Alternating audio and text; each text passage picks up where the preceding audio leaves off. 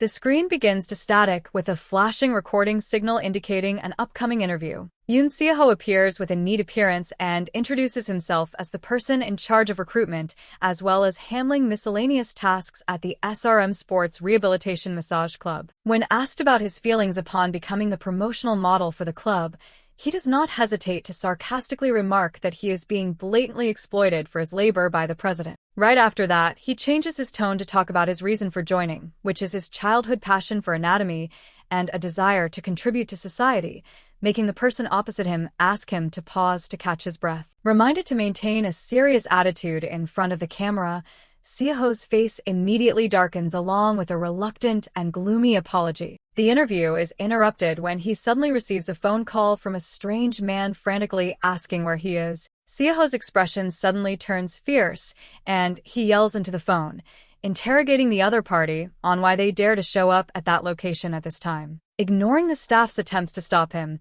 he hastily rushes out of the room and shouts, demanding that the other person absolutely must not get into the car of some bastard. He slams the door shut to the astonishment of those around him, abandoning the recording session that is still unfinished. The quiet hallway is left with only the cameraman scolding about the crazy and irresponsible behavior of the guy who just left. Seoho rubs his forehead tiredly, silently lamenting that no one knows what a huge burden it is to deal with a troublesome Lee Bodeum. He trudges aimlessly along the hallway, while his thoughts keep circling around why he was dragged into this mess with this clumsy senior since high school. His face hardens with frustration, sighing to himself that ever since fate bound the two of them together, nothing has gone smoothly according to his wishes. The setting of the story shifts to the ancient Euro high school, which harbors extremely strict unspoken rules to ensure the safety of the students. In the faculty room cluttered with documents, a cold warning rings out that the newcomer will have to take full responsibility if they dare to ignore these safety instructions. The first rule dictates that no one is allowed to go out to the schoolyard alone if an unexpected downpour suddenly hits at dismissal time. The second taboo is that one must absolutely never look up toward the lab room on the 4th floor of the old building while standing in front of the maiden stone statue. In the event of accidentally spotting something strange in that room, the student is forced to shout out loud an assertion that they are not involved exactly 4 times in a row. A lone figure stands isolated in the middle of the schoolyard under the white rain, evoking a terrifying question about the fate of those who dare to go against the rules. The despairing answer reveals that the person's soul will be imprisoned forever. Not even death can help them escape the mysterious entity in that lab room. Seoho stands silently in the rain, letting out a frustrated curse as the freezing water begins to soak into his thin dress shirt. He stares at the schoolyard and silently complains, wondering when this rain will finally stop so he can leave. His final limit of endurance seems to have been completely shattered, making his face look haggard and full of resignation under the pouring water. Recalling the warning to never cause trouble after transferring schools, Seoho only finds it ridiculous because his terrible mood right now has overwhelmed any fear. Trudging across the schoolyard, he suddenly stops as a sudden cold chill runs down his spine, forcing him to be on guard. Seoho puts his hand over his forehead to block the heavy rain, then squints toward the old building blocks sinking into the silent darkness. He exclaims in astonishment, mixed with doubt upon discovering something extremely bizarre existing behind the window frame of the lab room. Under the dim light of the rainy day, a blurry figure begins to gradually become clear, making the surrounding atmosphere suffocatingly hard to breathe. Seoho squints tensely, trying to look through the heavy rain to confirm what the entity inside actually is. A bright red figure like a human anatomical model presses against the glass with a grotesque expression, officially marking the beginning of the nightmare. A girl is hugging that bright red entity tightly with a passionate expression, as if finding the greatest happiness of her life. Witnessing that horrifying scene through the window, Seoho cannot help but shiver in fear as the freezing rainwater continues to seep deep into his flesh. He hastily leaves the schoolyard under the heavy rain, telling himself that he definitely must find a way to sprinkle salt to break this wicked bad luck. The atmosphere inside the school hallway is frighteningly silent, leaving only the flickering streaks of light reflecting from the old window frames. Seoho pushes the door and steps into the room with an exhausted expression,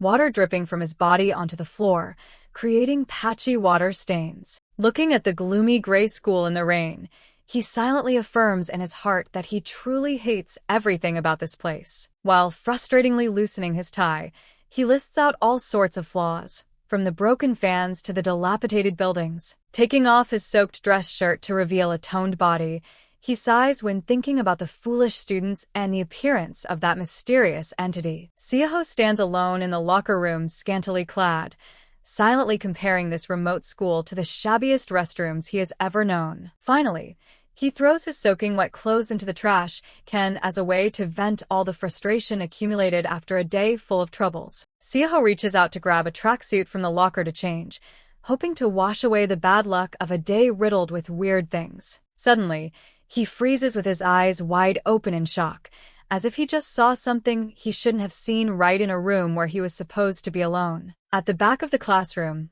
a petite girl is sitting quietly at a desk with a calm expression, as if his presence is just a part of the environment. A shiver runs down his spine when Seoho realizes the uncanny resemblance between this girl and the grotesque entity he just encountered in the schoolyard. The girl's eyes slightly shift and look straight at him, creating a high-pressure silence that envelopes the young man's troubled mind. Under the shimmering light, her delicate face becomes visible as she bites into a red apple slice, exuding a captivatingly pure beauty. Seoho still stands frozen in a half-naked state, silently wondering if this is a human or a ghost upon recognizing the red uniform of the high school sharing the same building. The two of them just stare at each other in a deeply awkward situation, making the atmosphere extremely tense. He cannot believe that the tiny creature casually eating an apple in front of him could be an upperclassman of this school. Feeling uncomfortable being observed so closely, Seoho speaks up with a bewildered expression,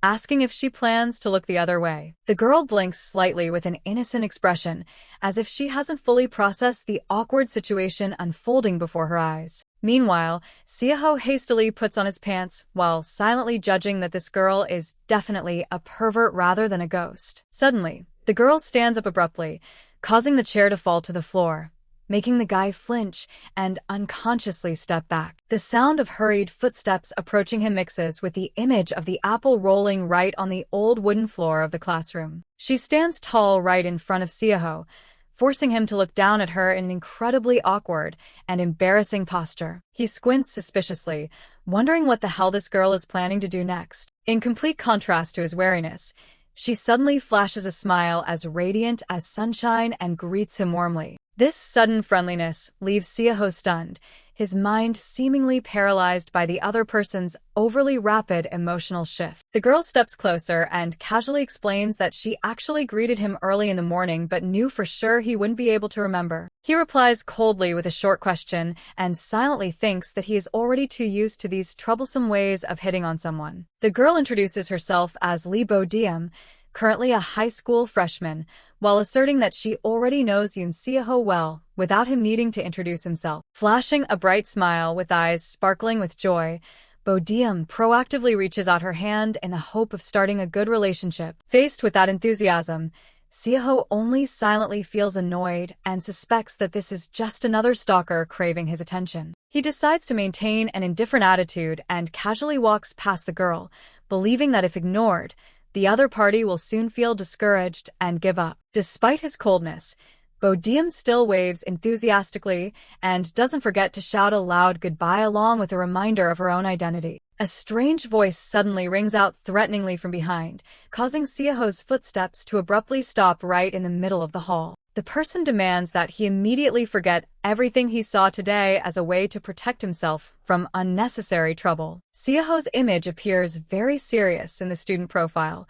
accompanied by a comment that he is truly a highly exceptional individual. Being the precious son of a real estate tycoon and the young lady of a pharmaceutical conglomerate, he is wrapped in velvet like a priceless treasure of the family. Seoho's breathtakingly handsome appearance is the weapon that helps him always stand at the top tier, completely separated from those around him. Seoho casually falls asleep in class, but still astonishes his friends by maintaining top-tier academic performance despite only being engrossed in playing soccer all semester. It is exactly that comprehensive excellence that inadvertently makes him a target for those who always harbor an inferiority complex and envy. However, behind that seemingly easy-to-bully exterior lies a terrifying hidden side that no one can foresee. The memory of his mother's teachings comes back vividly.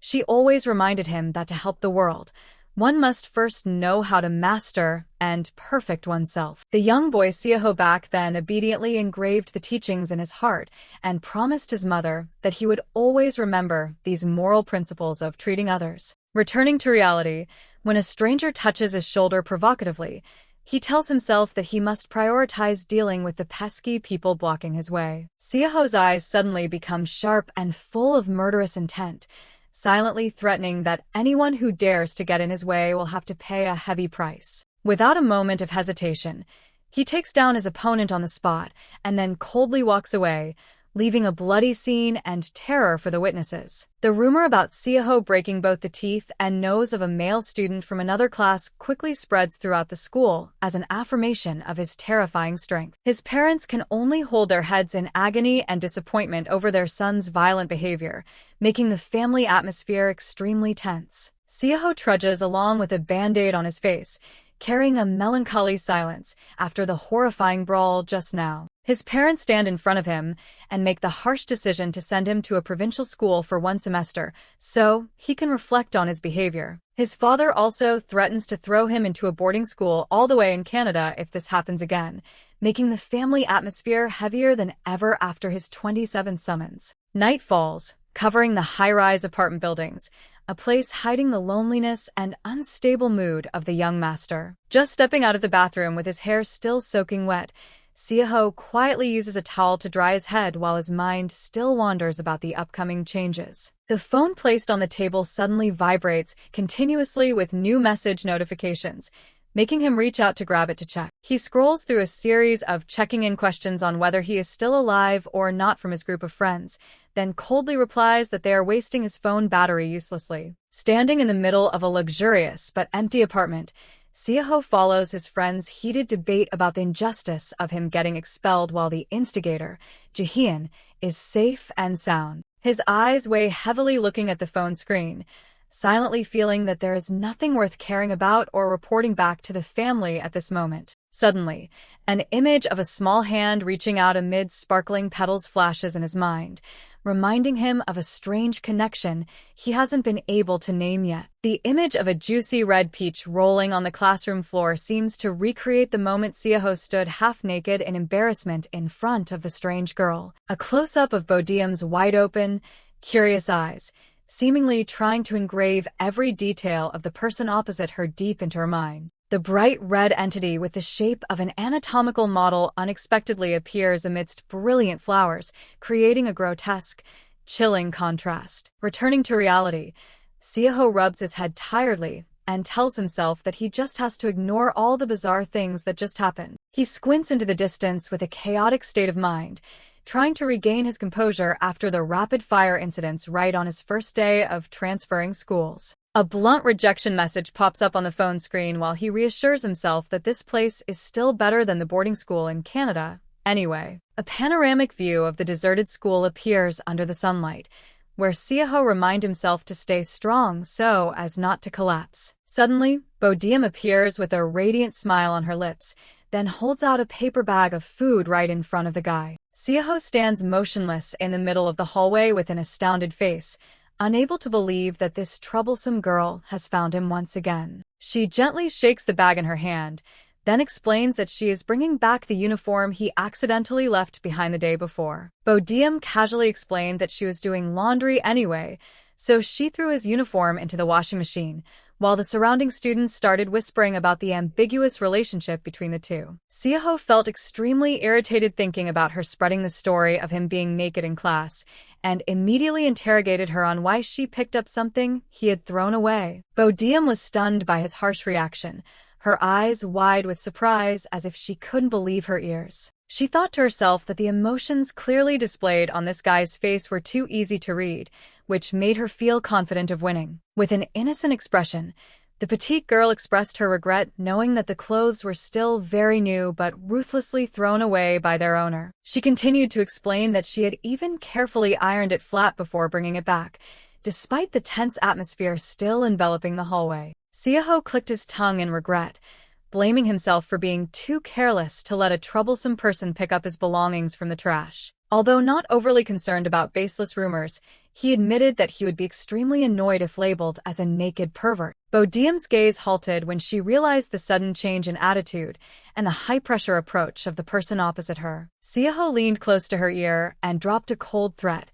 demanding she absolutely keep the secret about what happened on Friday if she didn't want big trouble. Seoho leaned close to Bodeum's ear to whisper the final warnings, making the surrounding space seem to freeze. At a close distance, he quietly observed her round forehead and slightly messy bangs, wondering to himself if this girl had to run all the way here. He coldly interrogated her to see if she truly understood what he just said, while the girl could only nod profusely in resignation. After achieving his goal, Seoho casually grabbed the paper bag and turned his back to walk out of the room, leaving Bodeum still standing quietly watching his back. As soon as he left, the crowd of students immediately rushed to surround the small girl to interrogate her about their relationship along with a series of curious questions. The whispers about whether that handsome guy already had a girlfriend continued endlessly, turning the originally quiet atmosphere extremely noisy. Recalling the threat of a tragic end if she dared to breathe a word, Bodeum could only fearfully use both hands to cover her mouth tightly to keep the secret. Night fell, enveloping the modern high-rise buildings, where all the school troubles seemed to have temporarily settled down. At the luxurious apartment, the paper bag containing the old uniform was carelessly and coldly thrown onto the floor. Seoho looked at the juicy red peach rolling at his feet, then loudly called the maid in to clean up the mess he just created. Seoho briefly glanced in another direction with a face full of disgust, secretly wishing that this troublesome reality could disappear immediately. His eyes unconsciously stopped at the juicy red plum lying solitarily on the floor, reminding him of a not-so-pleasant event that just occurred. A feeling of frustration enveloped the surrounding space, making him wonder if he was suffering from psychological trauma syndrome after consecutive shocks. Despite having prepared his posture to leave, Seoho still couldn't hide his skepticism when looking at the petite girl blocking his escape route. In contrast to his harshness, Bodeum flashed a radiant, sunny smile that left Seoho frozen in extreme astonishment. He dropped his head into the palms of his hands in despair, secretly judging that this girl was truly a professional stalker and wondering whether he should continue to ignore her presence. Suddenly, the girl proactively asked him to hold out his hand and then grasped it tightly, an action that caught Seoho completely off guard with no time to react. A plastic bag containing 2 ripe red plums was neatly placed into his large palm, exuding a strange warmth and sincerity. Seoho stared at the small gift in his hand with a highly suspicious expression, wondering why she would give this to a stranger like him. Bodeum slightly tilted her head and smiled meaningfully, then revealed that this was the produce carefully grown by her and her grandmother, which she would naturally never give to unimportant people. Seoho stared at the bright red plum, secretly wondering if that girl mistakenly thought he had eaten all the plums in the bag from yesterday. He slightly frowned in confusion, then told himself that in reality, he had absolutely no interest in any kind of fruit. Standing in the middle of the deep hallway, Seoho quietly watched her disappearing figure, letting the empty silence envelop the surrounding space. In a dazed moment, he stood alone holding the bag of plums in his hand with a bewildered expression like someone who had just lost his way. Suddenly, he cracked a mysterious smile and uttered words of doubt upon realizing the bizarre events gradually unfolding before his eyes. The atmosphere in the school turned gloomy as malicious gossip began to spread, questioning whether that girl was a terrifying creature or not. The students quietly mentioned the name Lee Bodeum with scrutinizing eyes and couldn't hide their curiosity about her true background. They expressed fake sympathy for someone always considered a weirdo, shunned and isolated by the entire school right from her first days in elementary school. Standing quietly in a dark corner, Bodeum's solitary silhouette appeared pitifully along with the heartbreaking truth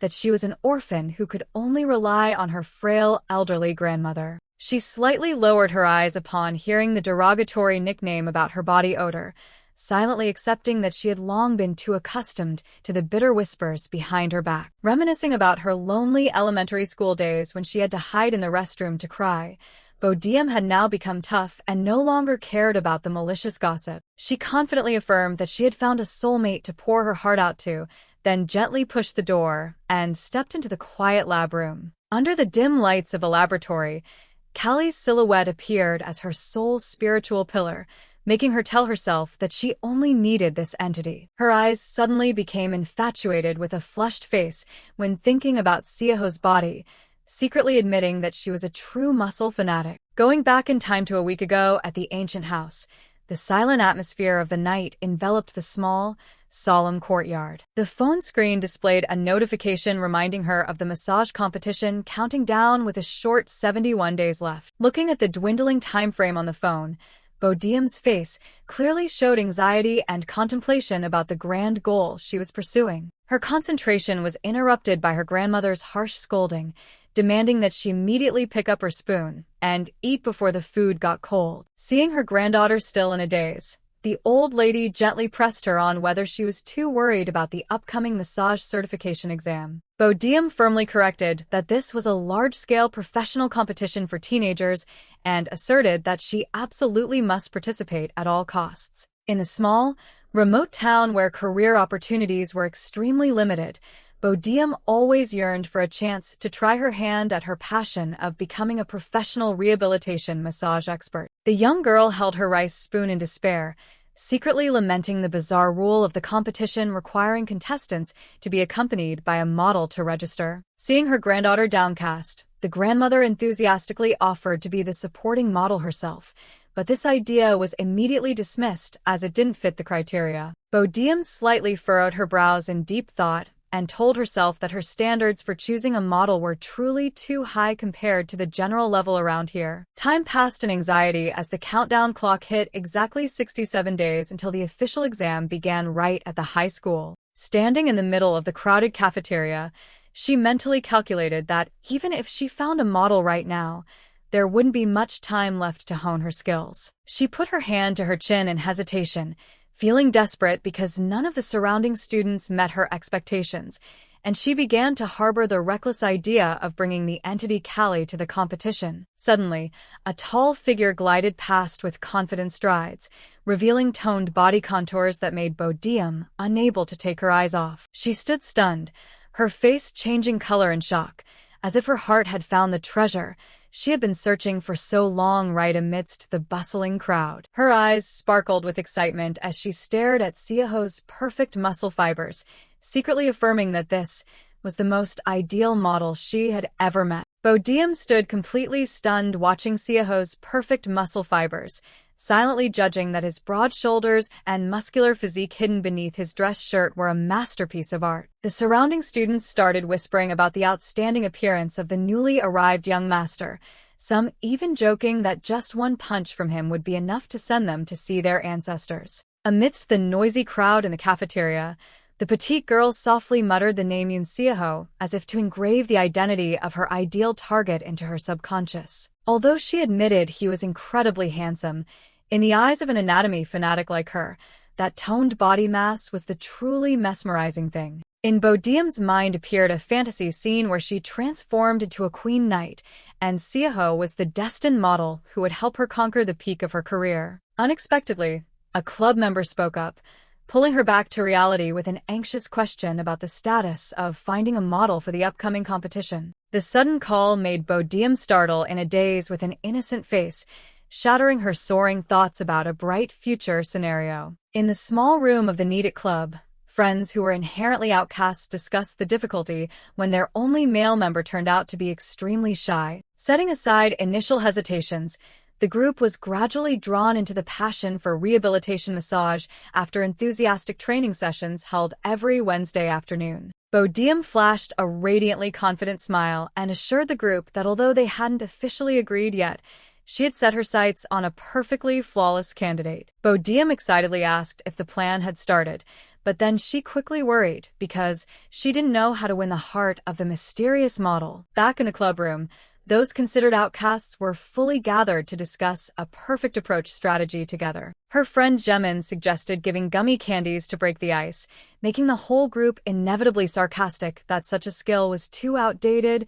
and needed an immediate update. Another female member quickly interrupted and affirmed that the prerequisite right now was for Bodeum to bravely state her name in front of the other party. The petite girl stood still, mentally repeating her own identity as if trying to gather the little remaining courage she had. The scene shifted to the bustling school cafeteria, where each individual was engrossed in their own conversations during the lunch break. Bodeum hid behind the door, closely tracking Seoho's every footstep as he glided past the crowd with a highly captivating appearance. Under her observation, Seoho calmly carried his food tray toward a hidden corner, completely separating himself from the noise and curious eyes around him. His entire solitary routine, from eating to ignoring all greetings, was meticulously recorded by her in a notebook. Bodeum smiled radiantly with hope as she secretly concluded that this young master was essentially also a person abandoned by the world, exactly like herself. The downpour poured over the quiet school, making Bodeum quietly think that both of them being outcasts suddenly pulled them closer together. Standing next to Callie, she quietly watched the white curtain of rain and blamed herself for not listening to her grandmother to bring an umbrella, and now she was stuck here. Since she couldn't leave yet, she decided to embrace the bright red entity tightly and told herself to spend a little more time admiring its perfect beauty. Looking deep into the model's eyes, she softly wished that in the next life, this loyal soulmate would truly be reincarnated as a human. Suddenly, she spotted Seoho's lonely silhouette trudging in the rain, making her heart palpitate with astonishment. Realizing that the guy was still staying at school at this hour, Bodeum couldn't hide her curiosity seeing that the other party was also solitary exactly like her. A bold thought flashed in her mind that this was the fated opportunity for her to bravely approach and start a conversation with him. When Seoho pushed the door and stepped into the lab room, Bodeum tried to maintain a calm facade while eating an apple, but deep down, she was trembling immensely with fear. She quietly muttered her name to herself to prepare for her self-introduction, her eyes never leaving the slightest movement of her ideal model. Under the dim light, the young man casually took off his soaked clothes, revealing a toned body with gorgeous muscle fibers that completely captivated her. Bodeum sat feeling small before the magnificence of those muscles, her eyes sparkling with admiration mixed with a bit of the obsession of an anatomy fanatic. She marveled at Seoho's muscular bare back, secretly affirming that this was a perfect masterpiece without a single overgrown muscle group. Her gaze glued to his toned calves.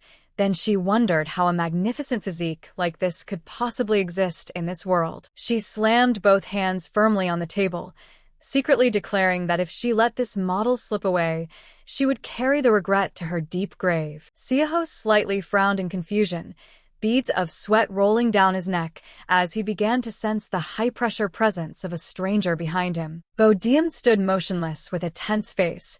It seemed all her senses at this moment were solely focused on how to possess him. She hastily reached out her hand in desperation, then loudly introduced herself as Lee Bodeum, swearing that she absolutely must turn him into her model. The scene shifted to the noisy school cafeteria, where each individual was engrossed in their own stories during the lunch break. Bodeum quietly stood from afar observing Seoho eating alone amidst empty seats, silently assessing the proud isolation of this young master. Suddenly discovering her target was right in front of her eyes, she held her food tray tightly with an astounded face, then softly blurted out the name Yoon Seoho in amazement. Seoho was concentrating on eating when he suddenly paused upon sensing an ambiguously tracking gaze directed at him. He frowned and asked what the other party was looking at, simultaneously complaining internally about the tireless stalking persistence of that troublesome girl. Bodeum just stood in a daze with the food tray in her hands, her eyes blinking repeatedly with an innocent look in the face of his harsh attitude. She casually placed the rice tray on the table right opposite Seoho, officially breaking his inherently quiet atmosphere and solitude. Seoho looked awkward and gently reminded her that there were still plenty of other emptier seats for her to eat comfortably. Ignoring the subtle dismissal, she still sat down silently, leaving Seoho frozen in an extremely astounded and helpless state of mind. He pointed toward the row of empty seats in the distance with a low growl, hoping this stubborn girl would get the hint and return his peace. The atmosphere suddenly became suffocatingly quiet as the two of them started their meal in the highly awkward silence of strangers. Bodeum flashed a radiant smile and explained that hogging too many empty seats was a selfish act, making Seoho just want to scream and tell her to get lost. The girl casually started lunch with an unyielding proposition, officially forcing Seoho to accept her presence. Seoho rested his chin on his hand smugly, offering to take a selfie for her to take, and then leave quickly. He even generously offered to give her 2 special photos exclusively, believing that this would solve all the troubles. A triumphant smile clearly appeared on his lips as he thought to himself that this was definitely what a stalker like her was anticipating. However, Bodeum just stood silently blinking her eyes continuously, appearing completely uninterested in that attractive offer. She slightly tilted her head and casually affirmed that she didn't need them at all, deeply wounding the young master's pride. Seoho was so stunned he remained motionless, his face turning pale with shock at the petite girl's unexpected indifference. He started erupting in a fit of rage, demanding to know why she dared to refuse instead of nodding in happy appreciation. Dropping his head onto his arms in resignation, he skeptically asked if she only accepted things seen and heard firsthand instead of lifeless photos. Looking at the girl still holding her spoon with an innocent expression, he silently judged that a persistent stalker like her must have already collected all sorts of candid photos. He leaned his hands heavily on the table and leaned closely forward, dropping a helplessly sarcastic remark about the bizarre tricks she was pulling. Seoho growled, asking her if she ever got tired at all while constantly tailing him like a ghost. His face pressed close with immense pressure, his cold purple eyes boring deep into the other party, as if wanting to suffocate any intention of resistance. Bodeum could only stand frozen in the middle of the cafeteria, blankly watching the back of the guy who just left in suffocating silence. The downpour outside the window reminded Seoho of his high school trauma, when joint pains kept him from sleeping even for an hour. He stood silently in the hallway, looking haggard from having to fight against his body's torment every time the seasons changed. A throbbing sensation running down his spine made him softly curse his misery over the wicked growing pains clinging to him. When the dismissal bell rang and his friends cheered in preparation for the break, Seoho remained immersed in his own separate world of pain. He trudged solitarily out of the class with the feeling that his entire body was screaming from fierce,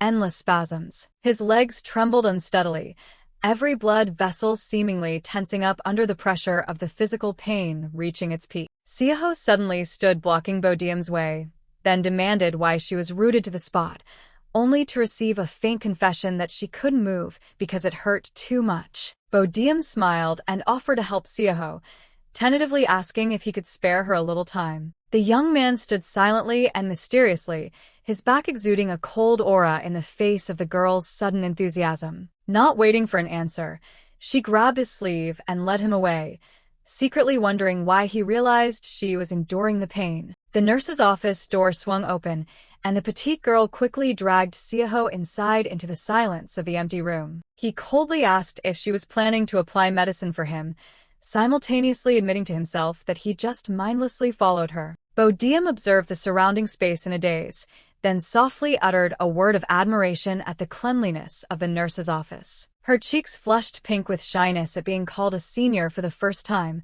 a radiantly happy smile clearly appearing on her face. Seoho stood silently looking at her ecstatic expression, secretly feeling that every action of this girl was truly very hard to understand. He silently determined to expose her fake facade, just as the girl asked him to lie down on the bed and raise his legs high. Seoho sat down on the edge of the bed with a sharp, cold gaze full of wariness, wanting to see what trick she was ultimately plotting. Bodeum began to use her small but forceful hands to press hard on Seoho's calves, making him inevitably astonished. She concentrated highly, her eyes narrowing attentively as if observing every blood vessel and muscle fiber hidden behind the fabric of his pants. Seoho sat motionless on the medical bed, his mind full of skepticism facing the unusually serious gaze of the girl typically considered an oddball. The atmosphere suddenly became somber as Bodeum lowered her head, focusing her entire mind on finding a way to soothe the pain he was bearing.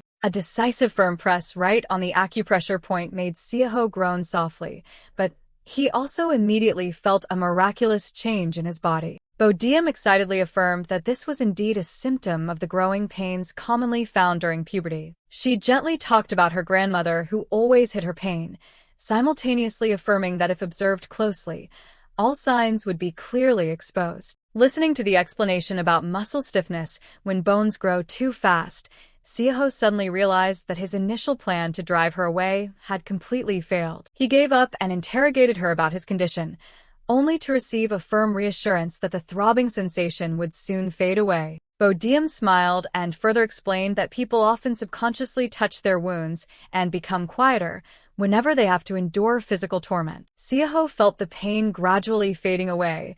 His reason told him to push her hand away immediately, but this pleasant feeling made him wonder if anyone had ever touched him like this before. That unfamiliar touch was like a miraculous magic bestowed upon him, gently washing away all the physical torment he had endured for so long. Bodeum smiled softly in triumph as she realized that every reaction on the body of the guy opposite her was clearly exposed through the tiniest movements from her fingertips. She focused intensely on her expertise, sequentially naming and accurately manipulating the muscle groups from Seoho's thighs down to his calves in the quiet space of the nurse's office. Her eyes sparkled with admiration as she looked at the perfect muscle fibers as if they came straight out of an anatomical diagram, silently confirming that her judgment all this time had been completely accurate. Suddenly, Seoho seemed to lose consciousness and collapsed forward, leaving Bodeum only enough time to utter a bewildered exclamation at the abruptly arising situation. The weight of a muscular body pressing down on her made the petite girl frantically demand him to wake up,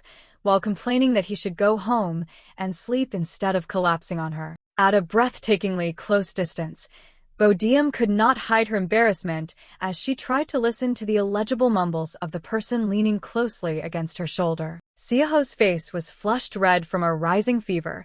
He whispered that he couldn't hear clearly anymore while her hands were still trembling on his chest. In an ambiguous posture with heavy breathing, Seoho leaned close to her ear and dropped a captivating warning that she should absolutely not have any intention of seducing him. The distance between the two narrowed down to the point where their lips almost touched in the suffocating silence. Bodeum stood rooted to the spot with her eyes wide open in shock, her heart seemingly skipping a beat when the other party suddenly closed in. Seoho's weight suddenly crashed onto the petite girl, creating a highly sensitive posture right on the medical bed. She bewilderedly wondered if their lips had actually touched, but then immediately realized his face was burning hot like fire. Looking at the young master's intensely flushed face, Bodeum secretly suspected that he had caught a cold after standing in the rain for too long. The burning sensation radiating from his body along with the dripping sweat on his neck further confirmed that his temperature was at an alarming level. In her confusion,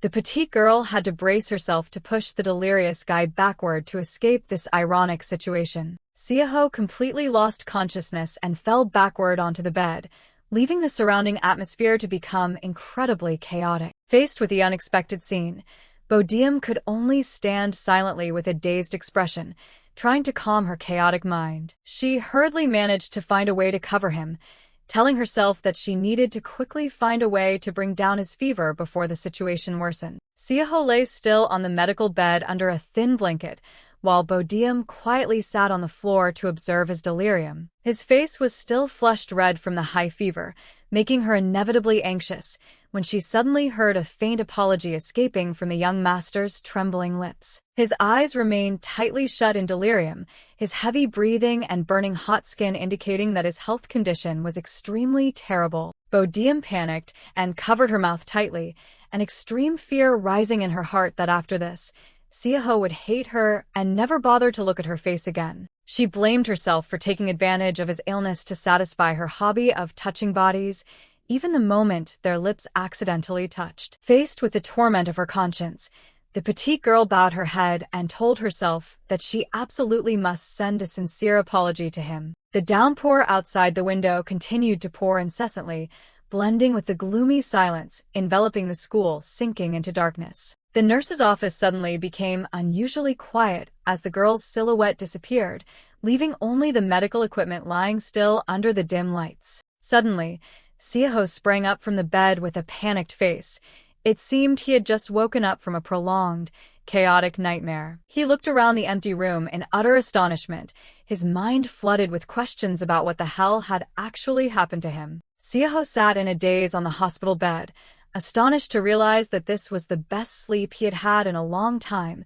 despite the extremely shabby mattress in the nurse's office. He looked around the deserted room, unable to believe that his exhausted body could recover so miraculously. In a quiet moment, the image of Bodeum's gentle, warm smile suddenly flashed in his mind, making his heart flutter slightly. The name Lee Bodeum repeated over and over in his head as an affirmation of the indelible mark that strange girl had just left behind. But then a fit of rage immediately flared up, making his face look fierce. He growled to himself, wondering why she dared to leave him here and what trick she was plotting. Just as he was doubting whether the girl was using a playing hard-to-get tactic, the rapid vibration of a call from his father on the bed pulled him back to reality. As soon as he answered, his father's joyous cheering drowned out the space, hastily informing his wife that their precious son had finally answered the phone. In the dimly lit room, Seoho coldly replied that everything was fine to stop his parents' intention of dropping their work to immediately come down and visit him. Despite the anxious questions about his growing pains, his gaze suddenly halted when he discovered a small message note lying alone on the bed. Looking through the rain-soaked window frame, Seoho quietly held the note in his hand and completely ignored the earnest calls still coming from the phone. Seoho stood silently holding the note along with the still-connected phone, letting out a faint, highly mysterious chuckle. The content of the note was Bodeum's sincere apology for touching his body without permission to help, while affirming that she would take full responsibility for that action. Seoho's eyes flashed with triumph as he thought to himself that his intuition was right. Ultimately, this girl had finally pounced on him as expected. He casually spoke into the phone, asking his parents not to come down but just stay in Seoul because the pains that had tormented him for so long had truly ended. As time passed, the gray, waterlogged sky of the rainy season was replaced by brilliant rays of sunlight and the cheerful chirping of birds outside the school grounds. In the deserted lab room, Seoho sat perched on a desk and coldly reminded Bodeum that her hands had stopped, simultaneously interrogating her on whether she had forgotten her promise to take responsibility for him. Bodeum was stunned, her face changing color, her eyes wide with bewilderment in the face of the rapid interrogation and the highly overwhelming attitude of the person opposite her. Although the rainy season had ended over a week ago and the pain should have disappeared, Seoho forced her to come every day to serve him by massaging his legs. Even though she felt very happy at first, Bodeum now started to worry because taking care of him had taken up all the precious time she usually dedicated to Callie. Seoho slightly smirked and sarcastically remarked that her touch today seemed a bit sticky, then suspiciously asked if she was harboring any dark thoughts in her head, leaving her to frantically deny it. Bodeum anxiously waved her hands in denial while Seoho maintained a calm, scrutinizing expression. It seemed he was enjoying her fluster. In the midst of the tension, she suddenly let out a loud sneeze, causing her previously serious demeanor to completely vanish. Seoho frowned in disgust and bluntly criticized her sniffling nose as looking disgusting, not forgetting to interrogate her on when she would finally recover. Bodeum resentfully retorted that it was he who had passed the cold to her right in this deserted lab room. She sniffled softly and told herself to let bygones be bygones because she still had a conscience and didn't want to pin all the blame on the difficult young master. Looking at the petite girl's resigned face, Seoho still did not stop putting on a skeptical look about the true motives hidden behind that action. He gave a smug smile and sarcastically remarked that she was using her illness as an excuse to cling to him, while asserting that even dogs wouldn't bother catching a cold in the summer like her. Bodeum secretly judged that this guy's brain definitely had a problem to be able to casually forget all the sensitive events that had happened the week before last. She slightly bowed her head, sniffled, and softly called out "Senior," trying to hide her frustration at the other party's overly arrogant attitude. Suddenly, Seoho reached out, lifted her chin, and leaned his face close, curiously interrogating if she had just applied something to her lips. Bodeum was bewildered by the senior's unexpected question, her eyes widening, clearly revealing her embarrassment at being observed so closely by the other party. Seoho coldly reached his hand toward her, asserting that he absolutely had no intention of performing any indecent acts. He used his fingertip to gently touch her small lips to wipe away a smudge, leaving the petite girl only enough time to let out a soft exclamation. However, the romantic atmosphere was immediately shattered when an ungraceful drop of snot unexpectedly dripped out, ruining all of the girl's seriousness. A yell full of disgust rang out in the middle of the sunny schoolyard as the young master couldn't believe he just had to witness such a sloppy scene. After the embarrassing incident, Seoho trudged along the quiet classroom hallway to dispel the frustrating feeling enveloping his mind. The silence was broken when Bodeum's call rang out from behind, demanding he turn back, causing him to halt his steps reluctantly. He silently wondered why this stalker suddenly took the initiative to call him with a radiant smile as if nothing had ever happened. Even though he constantly judged her in his heart as a shameless pervert for daring to pounce on him while he was sleeping, his legs still unconsciously walked toward the petite girl. His eyes suddenly narrowed in deep thought. It seemed that behind that rejection was a conflicting emotion gradually blooming that even he could not yet name. Seoho felt Bodeum's small hands soothing all his growing pains, silently thinking that if she didn't have bad intentions, he would have wanted to take her back to Seoul with him. In the cramped space of the gym storage room, he coldly interrogated her on the reason why they were both present in this place instead of the music room, as usual. Bodeum quietly sat down on the old mattress, her small legs softly placed next to Seoho, creating a suffocatingly quiet atmosphere. She unexpectedly tilted her head, smiled, and dropped a bold question, wanting to know if this arrogant young master had ever kissed anyone before. Seoho froze with his face changing color in shock, his eyes wide open staring straight at the petite girl as if he couldn't believe his ears. His hands unconsciously gripped the mattress tightly under the pressure of embarrassment, trying to regain his composure in the face of the other party's unexpected attack. He slightly stepped back with a highly defensive face, his breathing becoming heavy as the surrounding space seemed to be gradually taken over by her. Bodeum moved closer in a provocative posture, her eyes sparkling with mischief, making the distance between the two of them closer than ever before. Seoho squinted at her with a highly suspicious expression, growling to ask what the hell she was plotting behind these ambiguous actions. In response to his wariness, she only smiled meaningfully and retorted, asking wasn't he the one who was desiring something. Seoho remained silent with cold, sharp purple eyes, while Bodeum smiled gently and meaningfully, creating an enveloping tense atmosphere. Her small hand softly touched his shoulder, like a mesmerizing invitation amidst the quiet space of the gym storage room. She gently pressed her palm against his neck and lifted his chin, determined to close the final distance between two wildly beating hearts. Suddenly, Bodeum proactively planted a passionate kiss on Seoho's lips,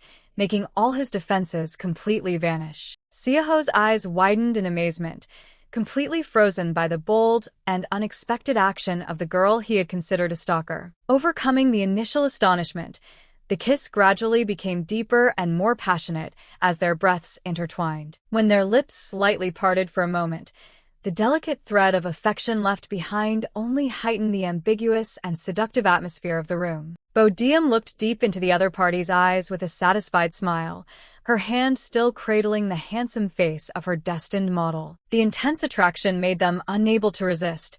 Seoho instinctively leaned forward to once again immerse himself in the irresistible sweetness. In a highly sensitive posture right on the old mattress, the two silhouettes intertwined, creating a hot and dramatic scene. Seoho unconsciously tightened his grip on Bodeum's petite waist.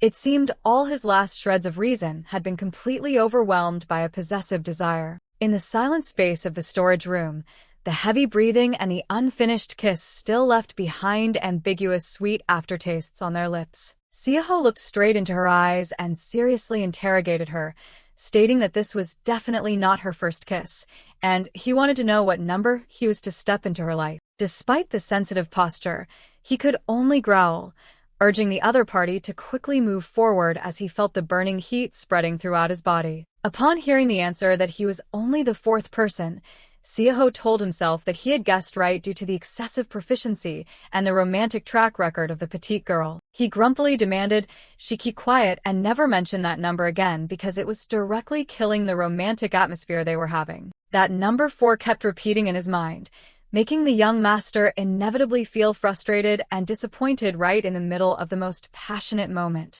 Unexpectedly jolted awake by the 4th alarm ring, Seoho dazedly realized that all the preceding scenes were just a chaotic wet dream. The brilliant morning sunlight enveloped the high school, where the troubles of real life were waiting for the young master who had just gone through a sleepless night. A forceful punch slammed down on the desk as if to vent all the anger and shame after realizing the ironic truth about what he had just fantasized. In the classroom, his friends kept whispering about Seoho's gloomy face and speculated that he had just participated in a bloody brawl with students from another school. For the first time in his life, the arrogant young master felt disgusted with himself as the memories from last night's dream kept haunting him without letting go. He silently cursed himself for behaving like a pervert in his dream, while unable to believe he could have such crazy desires. His shame rose to the extreme, leaving Seoho only able to sit dazedly with his head bowed, recalling the moment he woke up in shock in the middle of the dark night.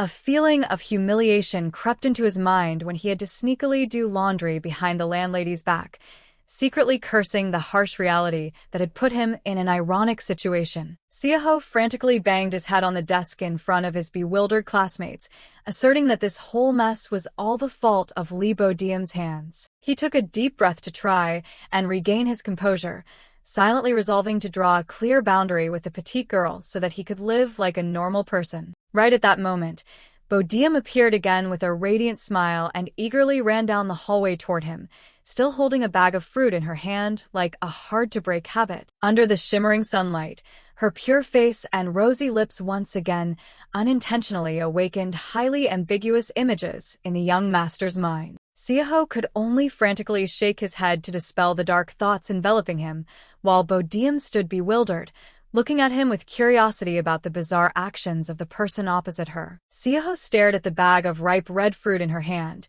then interrogated if that was his portion, only to receive confirmation that the other party had already finished their portion. He casually remarked that her lips looked really glossy and then handed the bag of plums back to Bodeum, leaving the petite girl to only dazedly accept it with a soft thank you. The scene shifted to the classroom when the teacher had just finished the proficiency assessment session and reminded the whole class about the lunch break, right when Seoho appeared at the door. The young master stood leaning arrogantly, attracting all the curious gazes of the students taking up all the seats in the stuffy classroom. His sudden presence along with his sharp, cold gaze made Bodeum inevitably dizzy.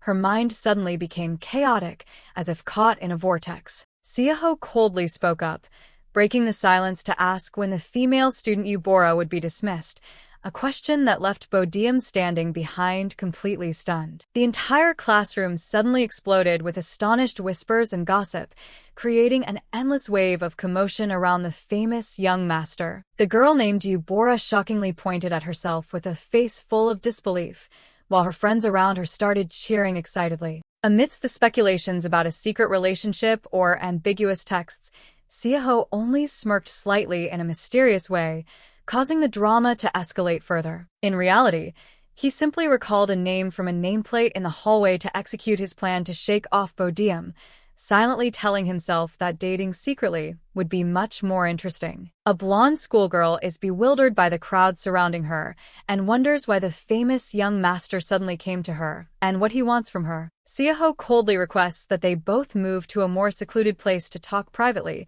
leaving the other party feeling confused and curious. In the middle of the empty hallway, the young master stands tall with authority while Bodeum quietly observes the drama slowly unfolding behind his back with a look full of suspicion. He suddenly speaks up to ask if Yubora has had lunch yet, causing the little girl's heart to skip a beat at this overly sudden concern. Without waiting for an answer, Seoho hands the bag of ripe red plums, a gift that originally belonged to someone else, to the girl in front of him with a completely calm expression. He flashes a dazzling, mesmerizing smile and softly says that this is a small gift for her dessert or to help soothe any stomach discomfort. Yubora is completely captivated by that handsome look. She thinks to herself that even though this is really weird, she is still willing to accept and enjoy the bag of plums he gave her. Seoho's eyes suddenly become empty as he stays silent, revealing his sharp, masculine facial features in the quietness of the room. Standing on the opposite side, Bodeum can only gasp and call out Yoon Seoho's name upon realizing that the bag of plums she had gone to great lengths to bring is now resting in someone else's hands. The young master slightly turns his face away with a calculating and cold look, silently affirming that he will use every means to draw a clear line with that annoying girl. Seoho coldly declares that Bodeum can leave, leaving the little girl standing dazed with the bag of plums in her hand in utter astonishment. He stands silently watching her retreating figure, the atmosphere suddenly becoming heavy as an uncomfortable silence takes over. The moment he sees Bodeum quietly turn her back and run down the hallway, Seoho smugly assumes that his plan to shake her off has been a resounding success. However, his hands unconsciously clench tightly in contradiction, as an indescribably awful feeling wells up inside and spreads throughout his entire body. The memory of her sincere confession when handing over the precious gift from her grandmother suddenly rushes back, shaking the arrogant young master's resolve. Standing alone in the dimly lit hallway, Seoho begins to silently ponder whether his harsh actions just now had crossed the line. To dispel the intrusive thoughts surrounding his mind, he hits the gym and throws himself into heavy physical exercises in solitude. Seoho braces himself and does continuous push-ups with rapid breathing, ignoring the sweat soaking the floor under the pressure of pushing his body to the limit. He realizes that neglecting his workouts for so long has caused his energy to build up into chaotic illusions, forcing himself to take action to regain his sanity. After 3 hours of physical torture, he stands under the freezing shower to completely wash away those haunting silhouettes from his mind. Seoho falls asleep with a smug smile, believing that tomorrow morning he will wake up with a peaceful mind, completely free of Bodeum's lingering presence. However, the quiet scenery of the dark night witnesses the poor young master having to wake up in the middle of the night to sneakily deal with a pile of clothes stained by an unexpected incident. He angrily throws the clothes onto the floor and curses himself as to why he keeps dreaming about that annoying girl in such ironic situations. Standing silently in the bathroom with heavy breaths, Seoho tries to piece together the bizarre events that just happened in his haunting dream. The dream setting reveals itself with Bodeum crouching down and sobbing uncontrollably like a child, leaving his mind completely scrambled. Witnessing the little girl's sudden breakdown, Seoho can only stand and watch with an expression of shock and extreme worry, not understanding what is going on. He hurriedly approaches to comfort her and asks her to stop crying, hoping to soothe the resentment welling up inside her. But just when he lets his guard down,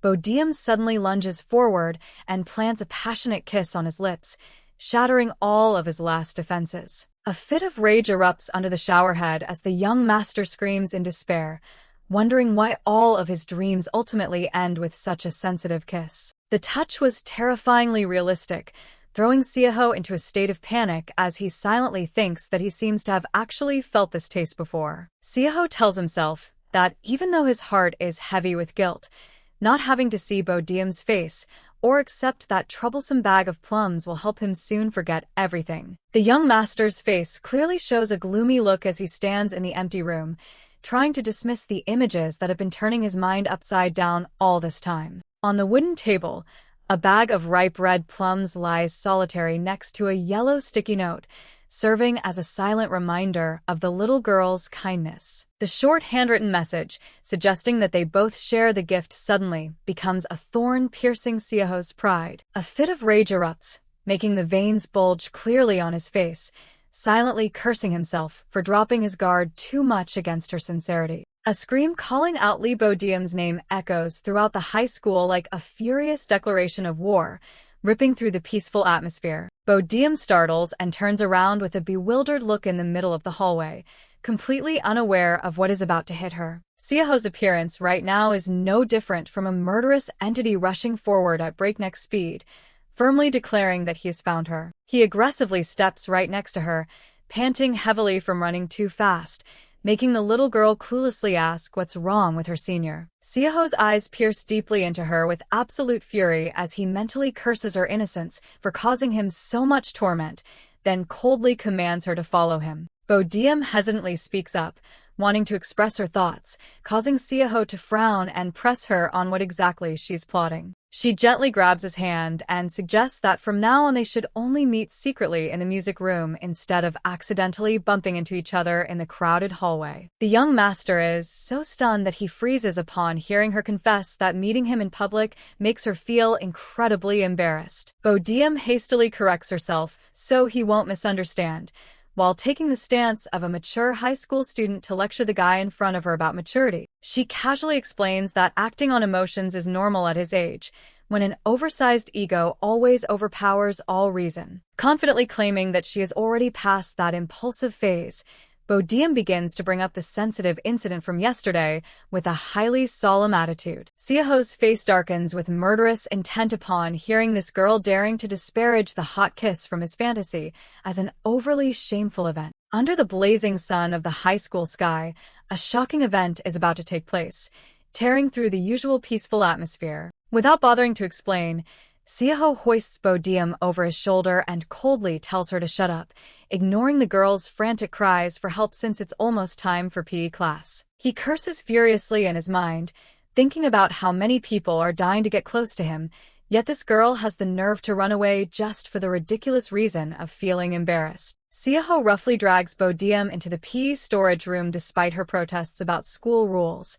He growls, asserting that those rules don't matter at all right now. His heart is boiling with the intention to clear everything up, telling himself that he only needs the massage sessions and absolutely doesn't have any feelings for the little girl. The rushing footsteps and erratic heartbeats in the cramped space seem to signal an explosive moment about to happen. As soon as they enter the room, Seoho immediately corners her against the wall, leaving Bodeum to merely gasp and scold her senior for crossing the line. The young master coldly hurls insults at her for being heartless, leaving the little girl bewildered, not understanding what huge mistake she had made. He looks deep into her eyes with utter disappointment, questioning why she would abandon someone lost in an emotional mess just to protect herself. Bodeum freezes, the color draining from her face as she recalls her previously hopeful eyes, which are now deemed by the other party as shameful hypocrisy. She bows her head to apologize and explains that she was just too flustered at the time,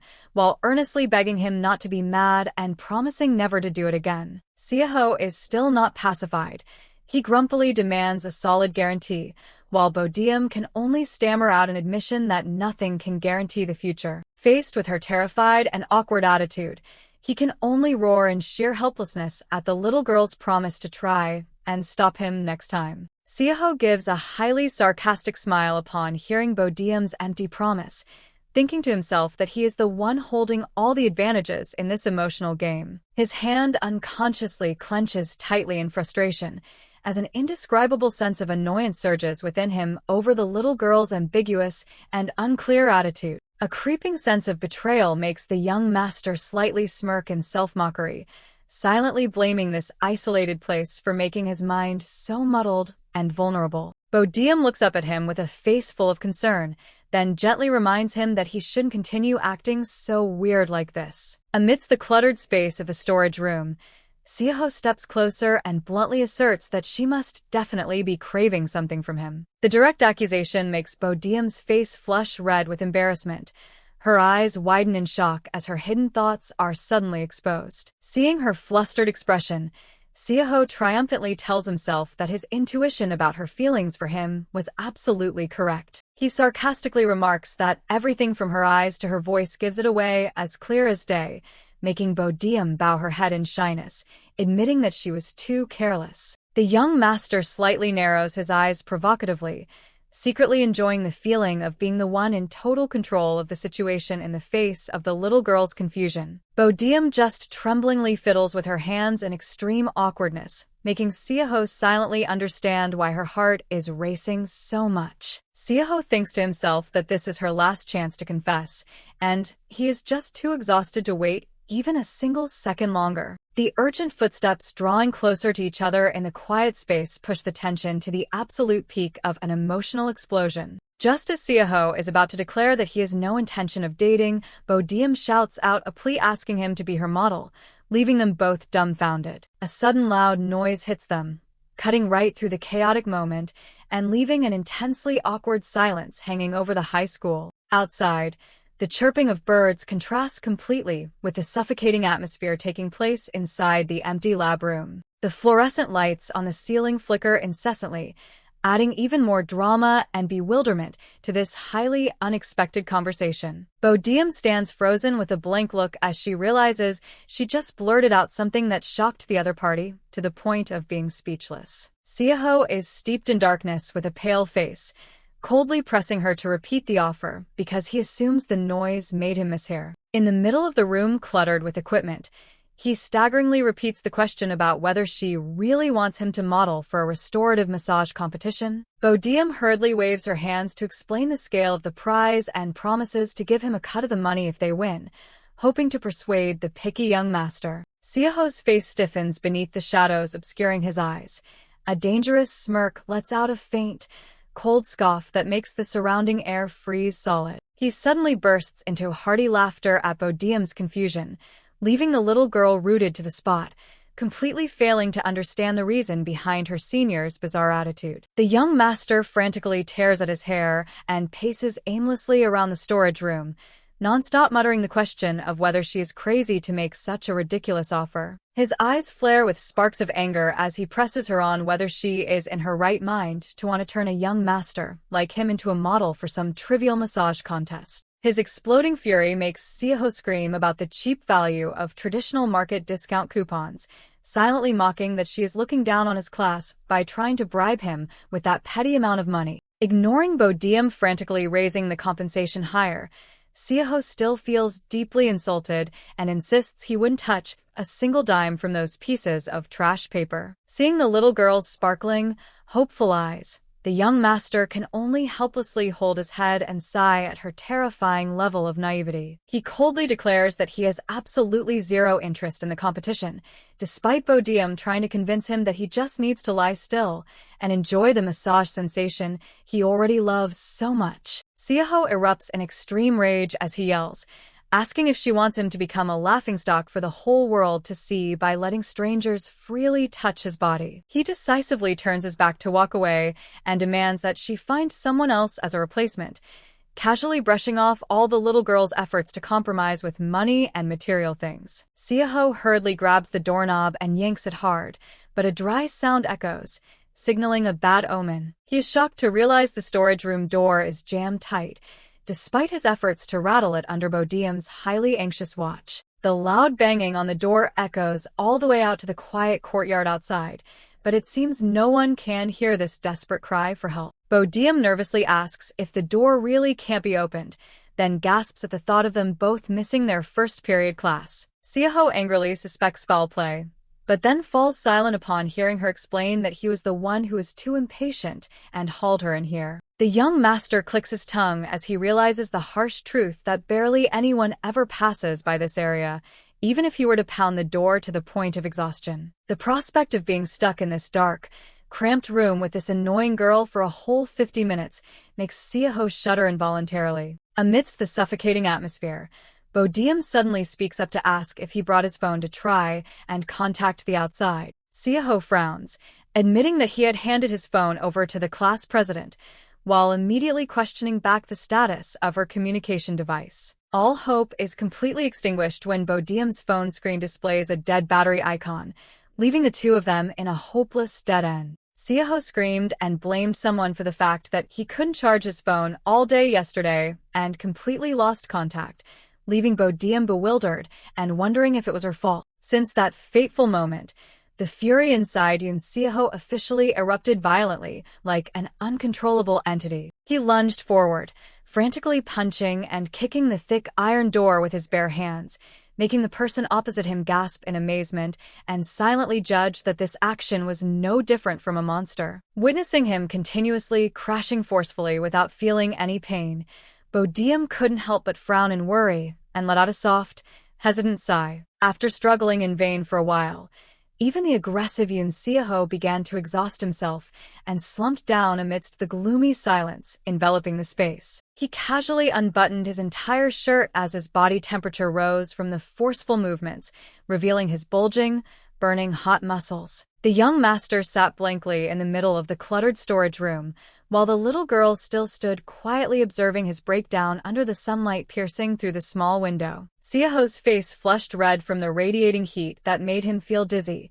silently cursing this terrible imprisoned situation and something that kept bothering his mind. He slightly narrowed his cold purple eyes, glancing at the other person scrutinizingly, trying to suppress the chaotic emotions surging fiercely within him. Noticing her senior's strange gaze, Bodeum startled slightly and spoke up to ask if he had something he wanted to confess to her. Seoho buried his head in his hands in extreme exhaustion.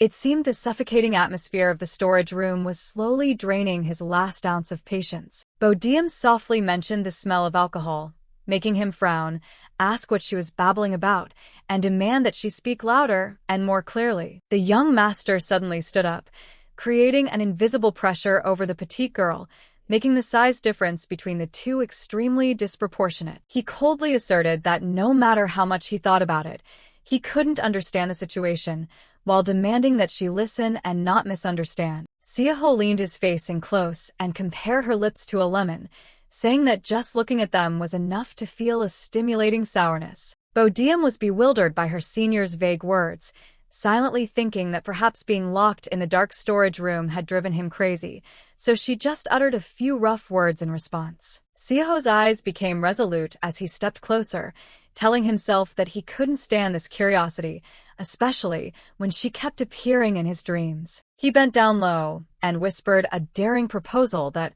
he just wanted to confirm this truth one more time. Bodeum's eyes widened in shock as she felt his passionate breath and deep gaze completely locking onto her mind. In a moment of a racing heart, Seoho gently closed his eyes and slowly closed the final distance to touch the lips he had been longing for. In the cramped space of the storage room, Seoho was startled to realize that the distance between the two of them was becoming way too close, making his breathing suddenly heavy. The young master frantically scratched his head in extreme regret and embarrassment, silently cursing himself for letting crazy thoughts overpower all reason. To escape the feeling of humiliation, he frantically punched and kicked the iron door, blaming the gloomy atmosphere of this place for making him harbor bizarre illusions. Despite his best efforts to create loud noises, Seoho had to bitterly admit that the terrifying silence outside meant no one cared about them. The prospect of being stuck in the suffocating room with Lee Bodeum made him feel desperate,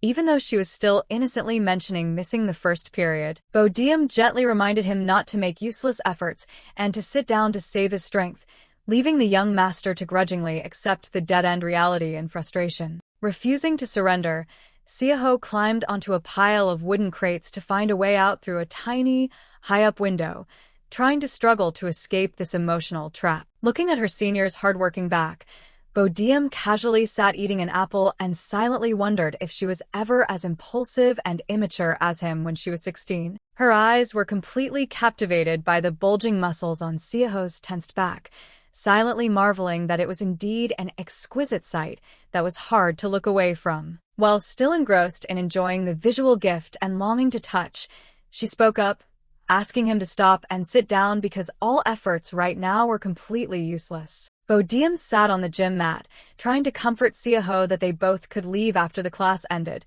while silently thinking that she was the one who should feel disappointed. The young master buried his head in his knees in a gloomy silence, making Bodeum silently sigh at the thought of getting dragged into this mess and reluctantly missing her class. While munching on the apple, the little girl attentively observed Seoho's strange expression, silently speculating if he was suffering from claustrophobia. Bodeum softly called Seoho's name to break the quiet atmosphere, but only received a cold, dismissive response from the other person. Not giving up, she reached out and gently poked his shoulder, then curiously pressed to see if this arrogant young master was feeling afraid. She gently suggested he try deep breathing exercises or take a short nap, promising that she would wake him up as soon as someone came to open the door. Bodeum crouched down next to him and sincerely asked what could help him feel better, affirming she was willing to do anything to help. Hearing that enthusiastic offer, Seoho slightly looked up and hesitantly said that if she really wanted to help him right now. He turned to look straight into her eyes and dropped a bold request, asking her to give him a single kiss right here. The sudden request left Bodeum completely stunned. Her eyes widened in shock, unable to believe her ears at her senior's dizzying change. Seoho promised to sit still and not touch a single hair on her head, then earnestly asked Bodeum to take the initiative and give him a kiss to calm his nerves. Looking at his expectant face, the little girl silently judged that this act of demanding a kiss out of fear was indeed an unexpectedly childish and impulsive side of the young master. A bold thought flashed in Bodeum's mind that this was exactly Yoon Seoho's fatal weakness, and perhaps she could fully exploit it for her plan. Recalling the impending practical exam with still no model, she told herself that the accidental kiss in the infirmary had already happened anyway, so this trade-off might just help her force him to agree. However, her conscience kicked in, making her decide that instead of threatening him, she should sincerely help the person in need, reassuring herself that just giving one kiss would be enough. Seeing her agree, Seoho stood up in amazement, prompting Bodeum to remind him to close his eyes if he felt too embarrassed by this highly ambiguous situation. Contrary to her worries, his eyes became profound as he asserted he wanted to see every moment and began to slowly step closer. The final distance was completely erased as their lips gently touched, creating a numbing sensation that spread throughout the cramped space of the storage room. Amidst the clutter of equipment, two silhouettes intertwined in a passionate kiss, marking a highly dramatic turning point in their relationship. The kiss lingered in a suffocating silence where all reason seemed to fade away, leaving only the throbbing beats of two hearts sinking in the same rhythm. The kiss grew deeper and more intense, making Seoho feel the heavy pressure on his lips in the quietude of the storage room. The young master's eyes suddenly widened in shock, his breath catching in his throat as his face flushed red from the overly realistic touch. He hastily stepped back and tumbled onto the old mattress,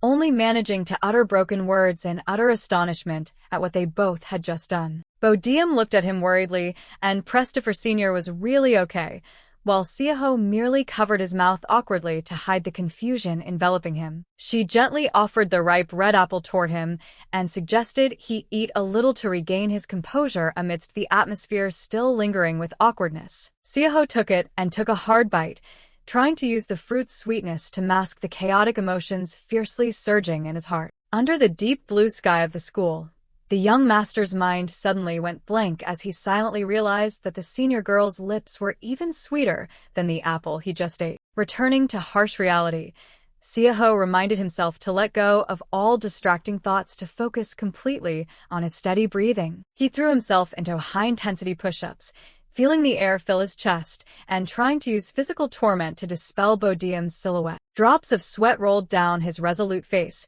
as he took a deep breath, silently making up his mind to banish all crazy thoughts from his mind immediately. Seoho was so engrossed in his workout that he lost all track of time, but his mind still couldn't escape the sweet aftertaste of that unfinished kiss. The memory of her soft footsteps blending with the sweet scent of ripe plums and Bodeum's body warmth just kept rushing back, surrounding the young master in the cramped space. He was stunned recalling the little girl's sparkling, resolute, and unquestioning eyes, causing his originally cold heart to suddenly skip a beat. Returning to reality in his luxurious apartment, Seoho painfully slumped to the floor and cursed himself as to why those images kept haunting his mind forever. He collapsed onto the floor in despair, silently thinking that the kiss was only meant to satisfy his damn curiosity, but the reality was much worse than he thought. The image of their intertwined lips and passionate breaths in the dark storage room appeared vividly once again, like a haunting slow-motion movie. Seoho tried to reassure himself that this was not love,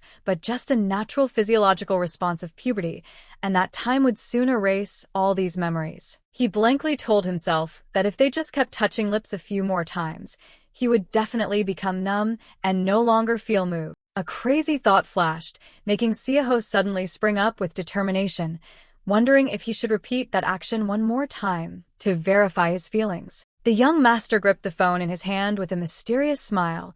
It seemed he was fully prepared for a bold next move. Sitting blankly in the middle of the spacious apartment, Seoho suddenly realized an ironic truth that he didn't even have that girl's phone number. He widened his eyes in astonishment, silently wondering if this was some cruel joke when he found himself in such a dead-end situation. The young master frantically searched through his contact list, finding it ridiculous that he had agreed to be a model, yet completely forgot to ask for the contact info of the person who was always tailing him. His eyes suddenly stopped when he stumbled upon a suspicious clue on social media.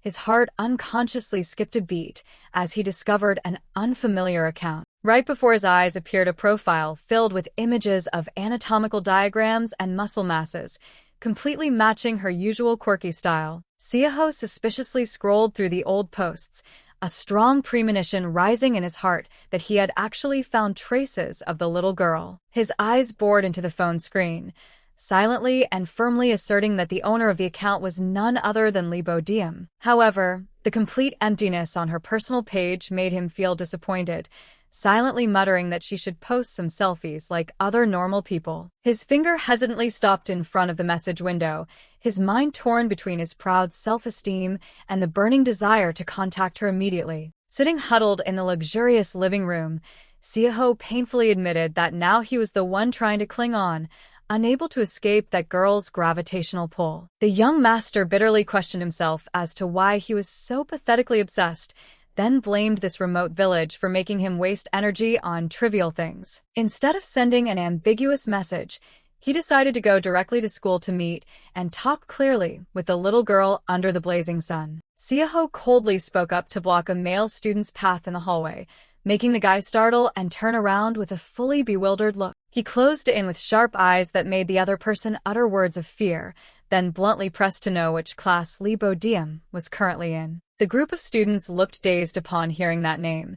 It seemed they were trying to search their memories for someone who was always considered an outcast in the school. One male student gave a sarcastic smirk and brought up a derogatory nickname regarding that girl's body odor, making Seoho, standing behind, feel nothing but immense annoyance. The young master's face stiffened with murderous intent as he pressed what the other guy had just said, creating a heavy pressure that made the surrounding atmosphere instantly freeze. The image of a lonely Bodeum sitting next to an anatomical model appeared in the malicious accounts of her classmates claiming she was a crazy freak shunned by everyone. Seoho narrowed his eyes in suspicion upon hearing about the weird odor nickname, because in his mind, that girl was always intertwined with the sweet scent of ripe plums. His hand unconsciously clenched tight with fury at the malicious gossip, silently wondering why the noise of those mediocre people could make him feel so annoyed. Seoho roughly grabbed the collar of the male student who had just hurled insults, leaving him completely petrified in utter terror. Ignoring the hopeless struggles of the inferior guy, the young master strained his neck, closed in, and dropped a cold warning that this was no time to judge other people's body odor. His sharp purple eyes seemed to pierce right through the guy's soul, creating a suffocatingly tense atmosphere in the middle of the school hallway. After tossing the annoying guy onto the floor, Seoho coldly walked away, ignoring the shocked whispers and gossip of the surrounding crowd. He stopped in front of the class 1 to 3 sign, where the silence inside seemed to signal an highly unusual absence of the little girl. Seoho pressed for Lee Bodeum's whereabouts, but only received bewildered responses from the students in the class that she hadn't shown up yet. Anger slowly flared up as he realized the first period was about to start, yet that undisciplined girl still refused to show her face at school. The handsome young master's appearance quickly attracted a crowd surrounding him, with a series of curious questions about his looks and social media that made him extremely annoyed. Seoho frowned, wondering why he had to play the clown for these people just because of one student's tardiness, while Bodeum remained completely unaccounted for. The school bell signaling the start of class rang out across the school, leaving an indescribable restlessness in the arrogant young master's heart. Seoho stood silently in front of the class 1 to 3 sign, constantly debating internally on whether he should keep searching for the girl who always occupied his mind. His presence immediately drew a curious crowd. A male student excitedly approached and asked if the young master wanted to join them in filming a vlog. Under the radiant twilight sky, Seoho brushed aside all invitations to ask for her phone number, then suddenly changed his mind, wanting to know Bodeum's exact home address. The young master stood alone in front of the old blue gate, a place that seemed to contain the entire simple and somewhat reclusive life of that girl. The jagged iron gate with overlapping scraps of paper stuck to it stood out clearly under the setting sun, exuding an unusually desolate vibe. Seoho narrowed his eyes, silently judging that the house's dilapidated state was exactly like her sloppy appearance, wondering if just a slight push would make it collapse. He told himself that he couldn't turn back after already sending manager Lim away earlier, because the resentment build-up since last night forced him to confront her right now. A dry sound echoed as the old door suddenly cracked open, shattering the quiet of the empty street and grabbing all of his attention. Seoho was startled and stunned, his eyes wide with amazement at an event that fell completely outside every scenario he had painstakingly prepared. From behind the door, an unfamiliar silhouette slowly appeared under the dim light of the sunset, signaling a highly unexpected and dramatic encounter. Bodeum unexpectedly appeared behind the door under the shimmering evening sunlight, her face clearly showing bewilderment upon seeing the young master tracking her all the way to her home. Seoho was just about to open his mouth and call her name when a dry sound echoed, accompanied by a highly awkward silence enveloping the space. His face suddenly became gloomy and empty, as his mind constantly echoed with bitter self-questioning about this current, ironic situation. Seeing her still standing motionless, Seoho grumpily threatened to smash this old gate to pieces, making Bodeum frantically try to stop his impulsive action. The little girl peeked her head through the door gap to observe with deep curiosity, then uttered an exclamation with a totally naive face that the person standing in front of her was indeed Yoon Seoho. The young master pressed for the reason she skipped school and pinned the crime of wanting to run away on her, while Bodeum could only confusedly explain regarding her senior's overly sudden appearance. Her eyes suddenly blinked continuously with hope. She innocently asked if he had gone out of his way to find her for some special reason. In stark contrast to her excitement, Seoho's face stiffened in great annoyance as he silently cursed the other person's excessive naivety. Under her excited, petite frame, Bodeum pressed again about whether he had changed his mind to be her model, leaving Seoho utterly speechless at her misplaced persistence. Standing in the middle of the brilliant sunset, the young master sighed bitterly as he realized that apparently only he was obsessed with that kiss, while this girl remained as casual as if nothing had ever happened. Seoho coldly denied that he was angry, asserting he wasn't the type of person to be easily swayed by trivial things. Bodeum slightly tilted her head to look at him with a meaning-laden gaze.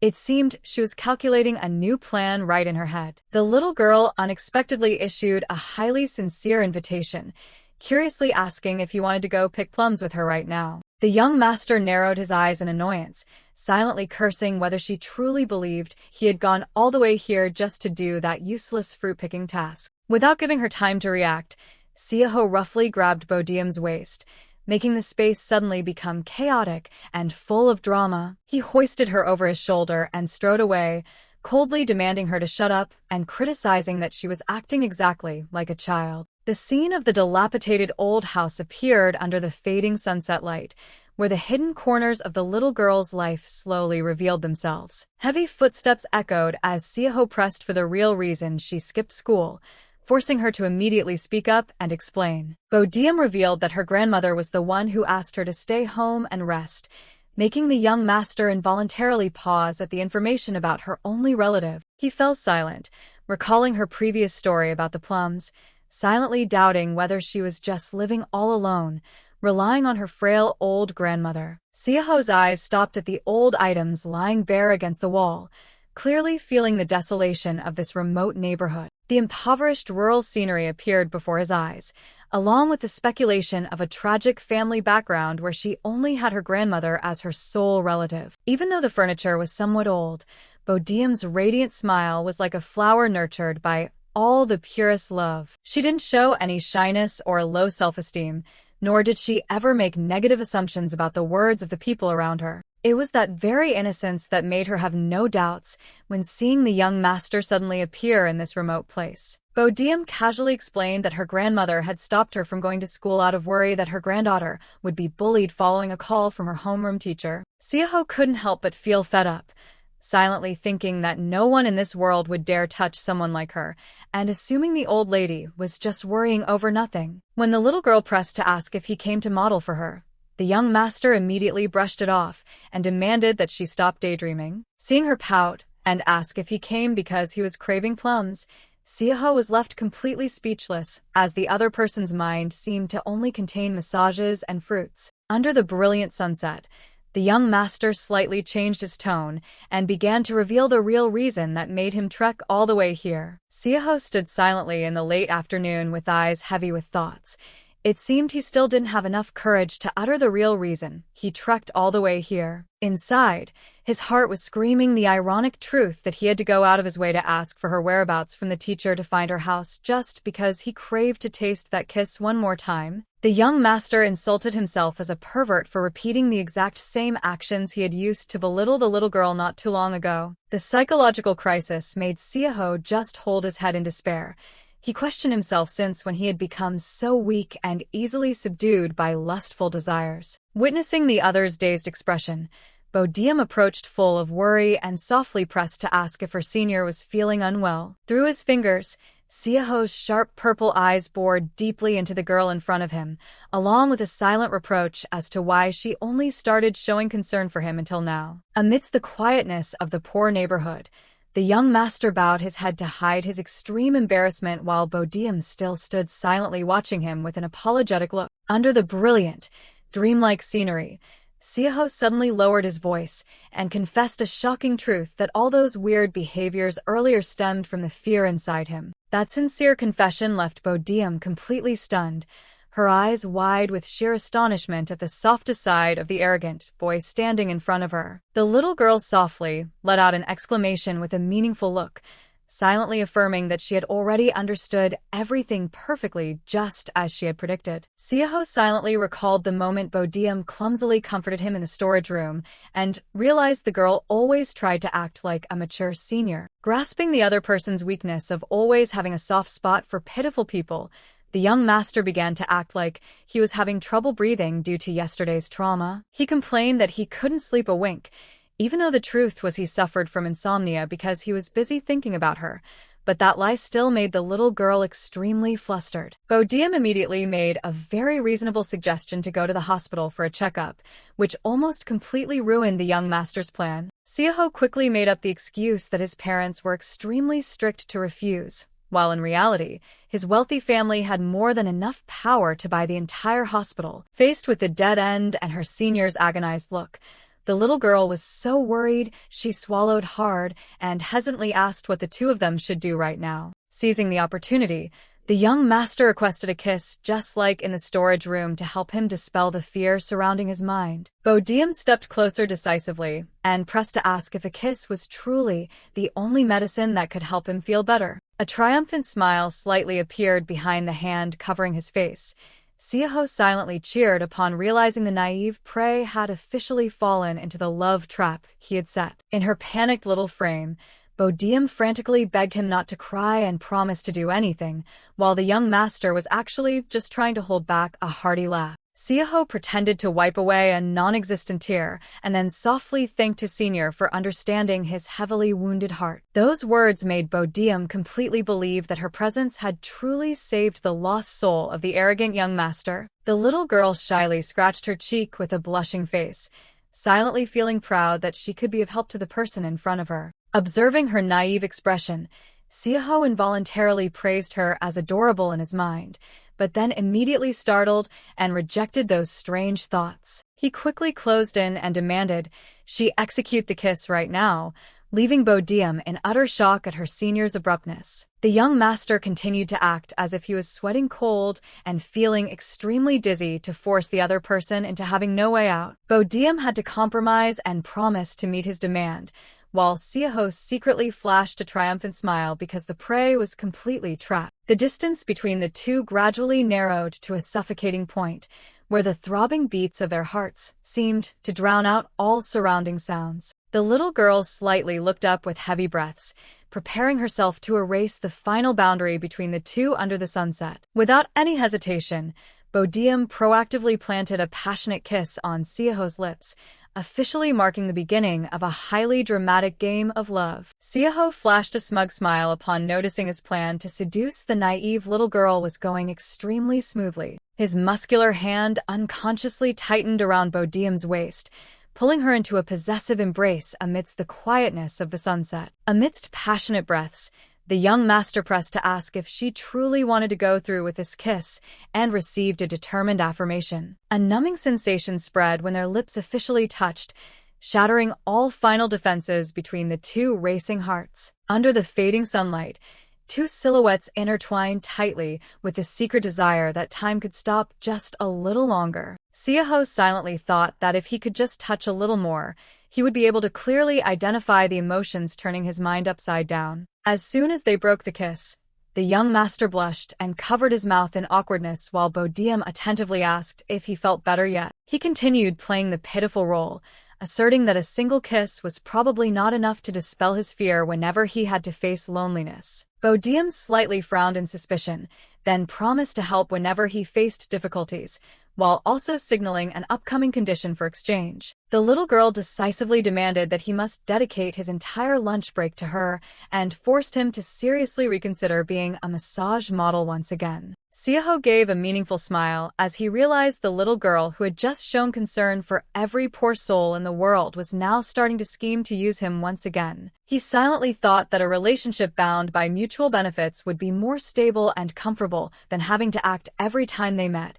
even though Bodeum softly criticized him for being calculating and ruthless. With the attitude of someone holding the upper hand, the young master bluntly demanded she hand over her phone to him, leaving Bodeum bewildered as she asked back what he was planning to do. Without any hesitation or precaution, the little girl obediently handed over the communication device and curiously pressed to know what idea her senior was coming up with. Seoho secretly sighed at the other person's carelessness, as she didn't even bother setting a passcode and hastily handed it to a stranger without needing an answer. He personally saved his phone number into her phone, then coldly declared he would proactively contact her whenever he needed her help. His eyes involuntarily stopped at the bag of ripe red plums resting neatly in his pocket, reminding him of the initial invitation to pick fruits together. Suddenly remembering her reason for skipping school, Seoho pressed to ask if she was planning to pick plums, making Bodeum excitedly ask if he wanted to help her pick plums. As a result,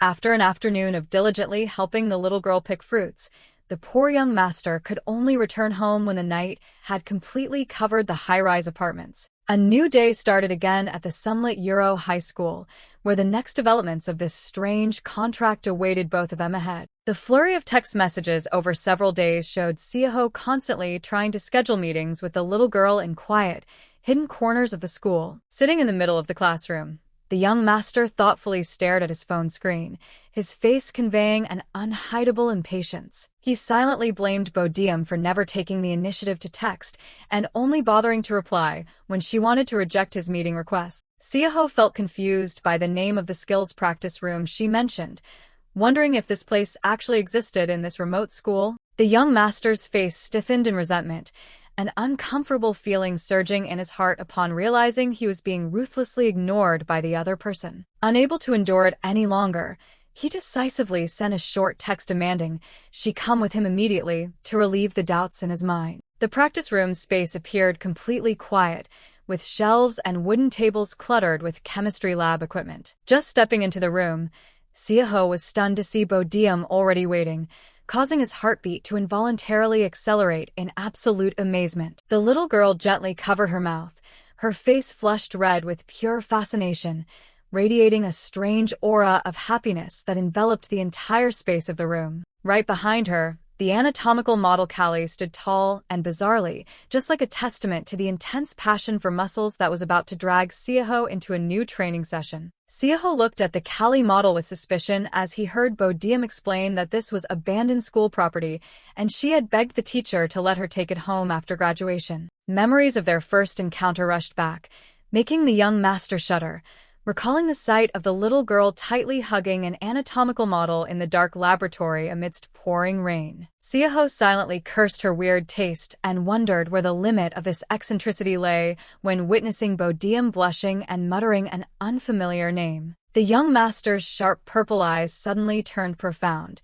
It seemed he was brewing a bold idea to win back the little girl's attention. Witnessing Bodeum engrossed in looking at the model while ignoring him, Seoho silently felt disappointed, likening himself to a cold rice ball being neglected. The young master's face hardened with resolve, He couldn't accept ranking below an inanimate object in the eyes of the girl in front of him. Unable to suppress his jealousy any longer, Seoho's hand decisively grabbed Bodeum's shoulder to force her to face his pressure-filled presence. The little girl startled and turned around with a bewildered look, completely unable to react in time to her senior's suddenly harsh attitude. Seizing the moment she was off guard, Seoho suddenly pulled her close and proactively planted a deep kiss on Bodeum's lips right in the middle of the practice room. Bodeum's eyes widened in sheer astonishment as she felt the passionate warmth and the young master's hand locking her face in place. The kiss grew deeper as Seoho tightly held the little girl's face, seemingly wanting to claim every breath in the silence.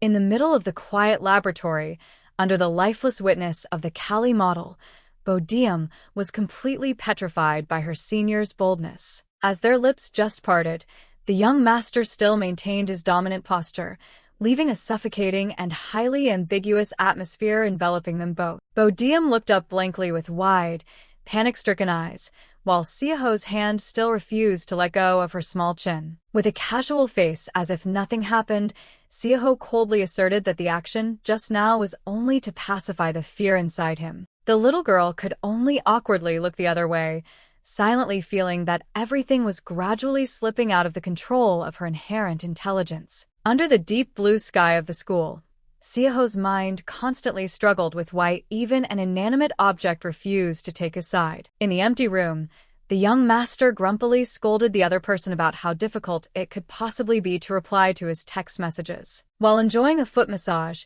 Seoho started lecturing on the ethics of maintaining personal relationships, making Bodeum silently sigh in boredom. The little girl hesitantly reasoned that she had already dedicated her entire break to seeing him, so texting seemed somewhat unnecessary. Seoho sighed softly in frustration, but it made Bodeum mistakenly think he was crying, forcing her to hastily promise to try meeting all his demands to suit the situation. Right after that, the little girl resumed her professional therapy session, her hands nimbly moving over the firm calves of the arrogant young master. Bodeum's petite yet forceful fingers pressed firmly into every muscle group, a masterful technique that made even a picky guy like Seoho silently admire it. Enjoying the absolute relaxation, Seoho silently thought that the presence of this eccentric girl would make his remaining days in the countryside much more interesting. In the midst of peace, Bodeum unexpectedly spoke up, suggesting they meet at a different location instead of the music room during tomorrow's lunch break. Even though he was a bit surprised inside,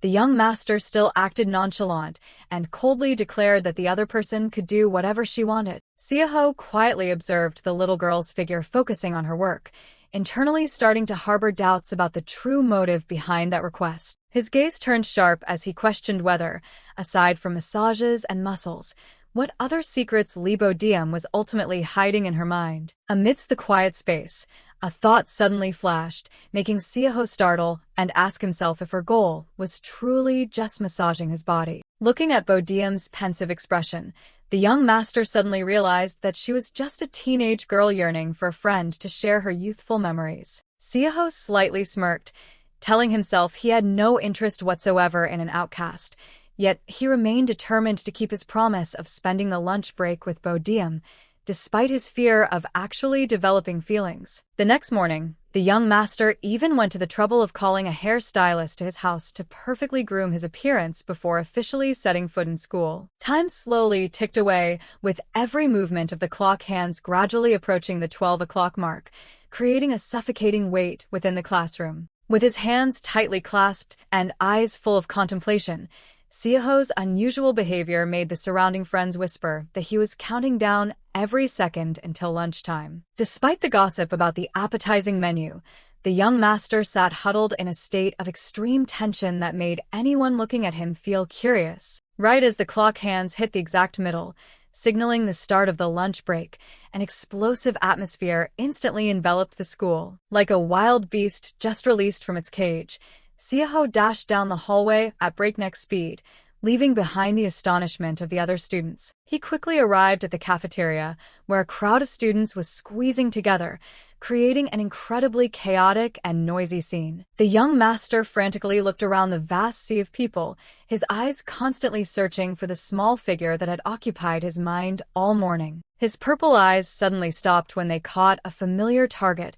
officially ending the hurried search in secret excitement. Seoho cheered inwardly when he finally found Bodeum's small figure amidst the crowding sea of people in the cafeteria. The little girl slightly startled and turned around with a bewildered look, seemingly still unaware of the overbearing presence of the approaching young master. Without hesitation, Seoho took fast strides through the crowd to close the distance with the only girl occupying his entire mind right now. The young master secretly excitedly wondered if she was proactively running toward him, while simultaneously running his hand through his carefully styled hair with pure smugness. Contrary to his expectations, Bodeum coldly asked him to step aside because his appearance was causing everyone around to stare with scrutinizing eyes. They both headed to a deserted sink area to talk privately, leaving the noisy atmosphere and gossiping words behind them. Bodeum softly called Yoon Seoho's name, making him immediately reply with a face full of anticipation for the romantic words about to be spoken from the little girl's mouth. The little girl attentively observed the senior's appearance,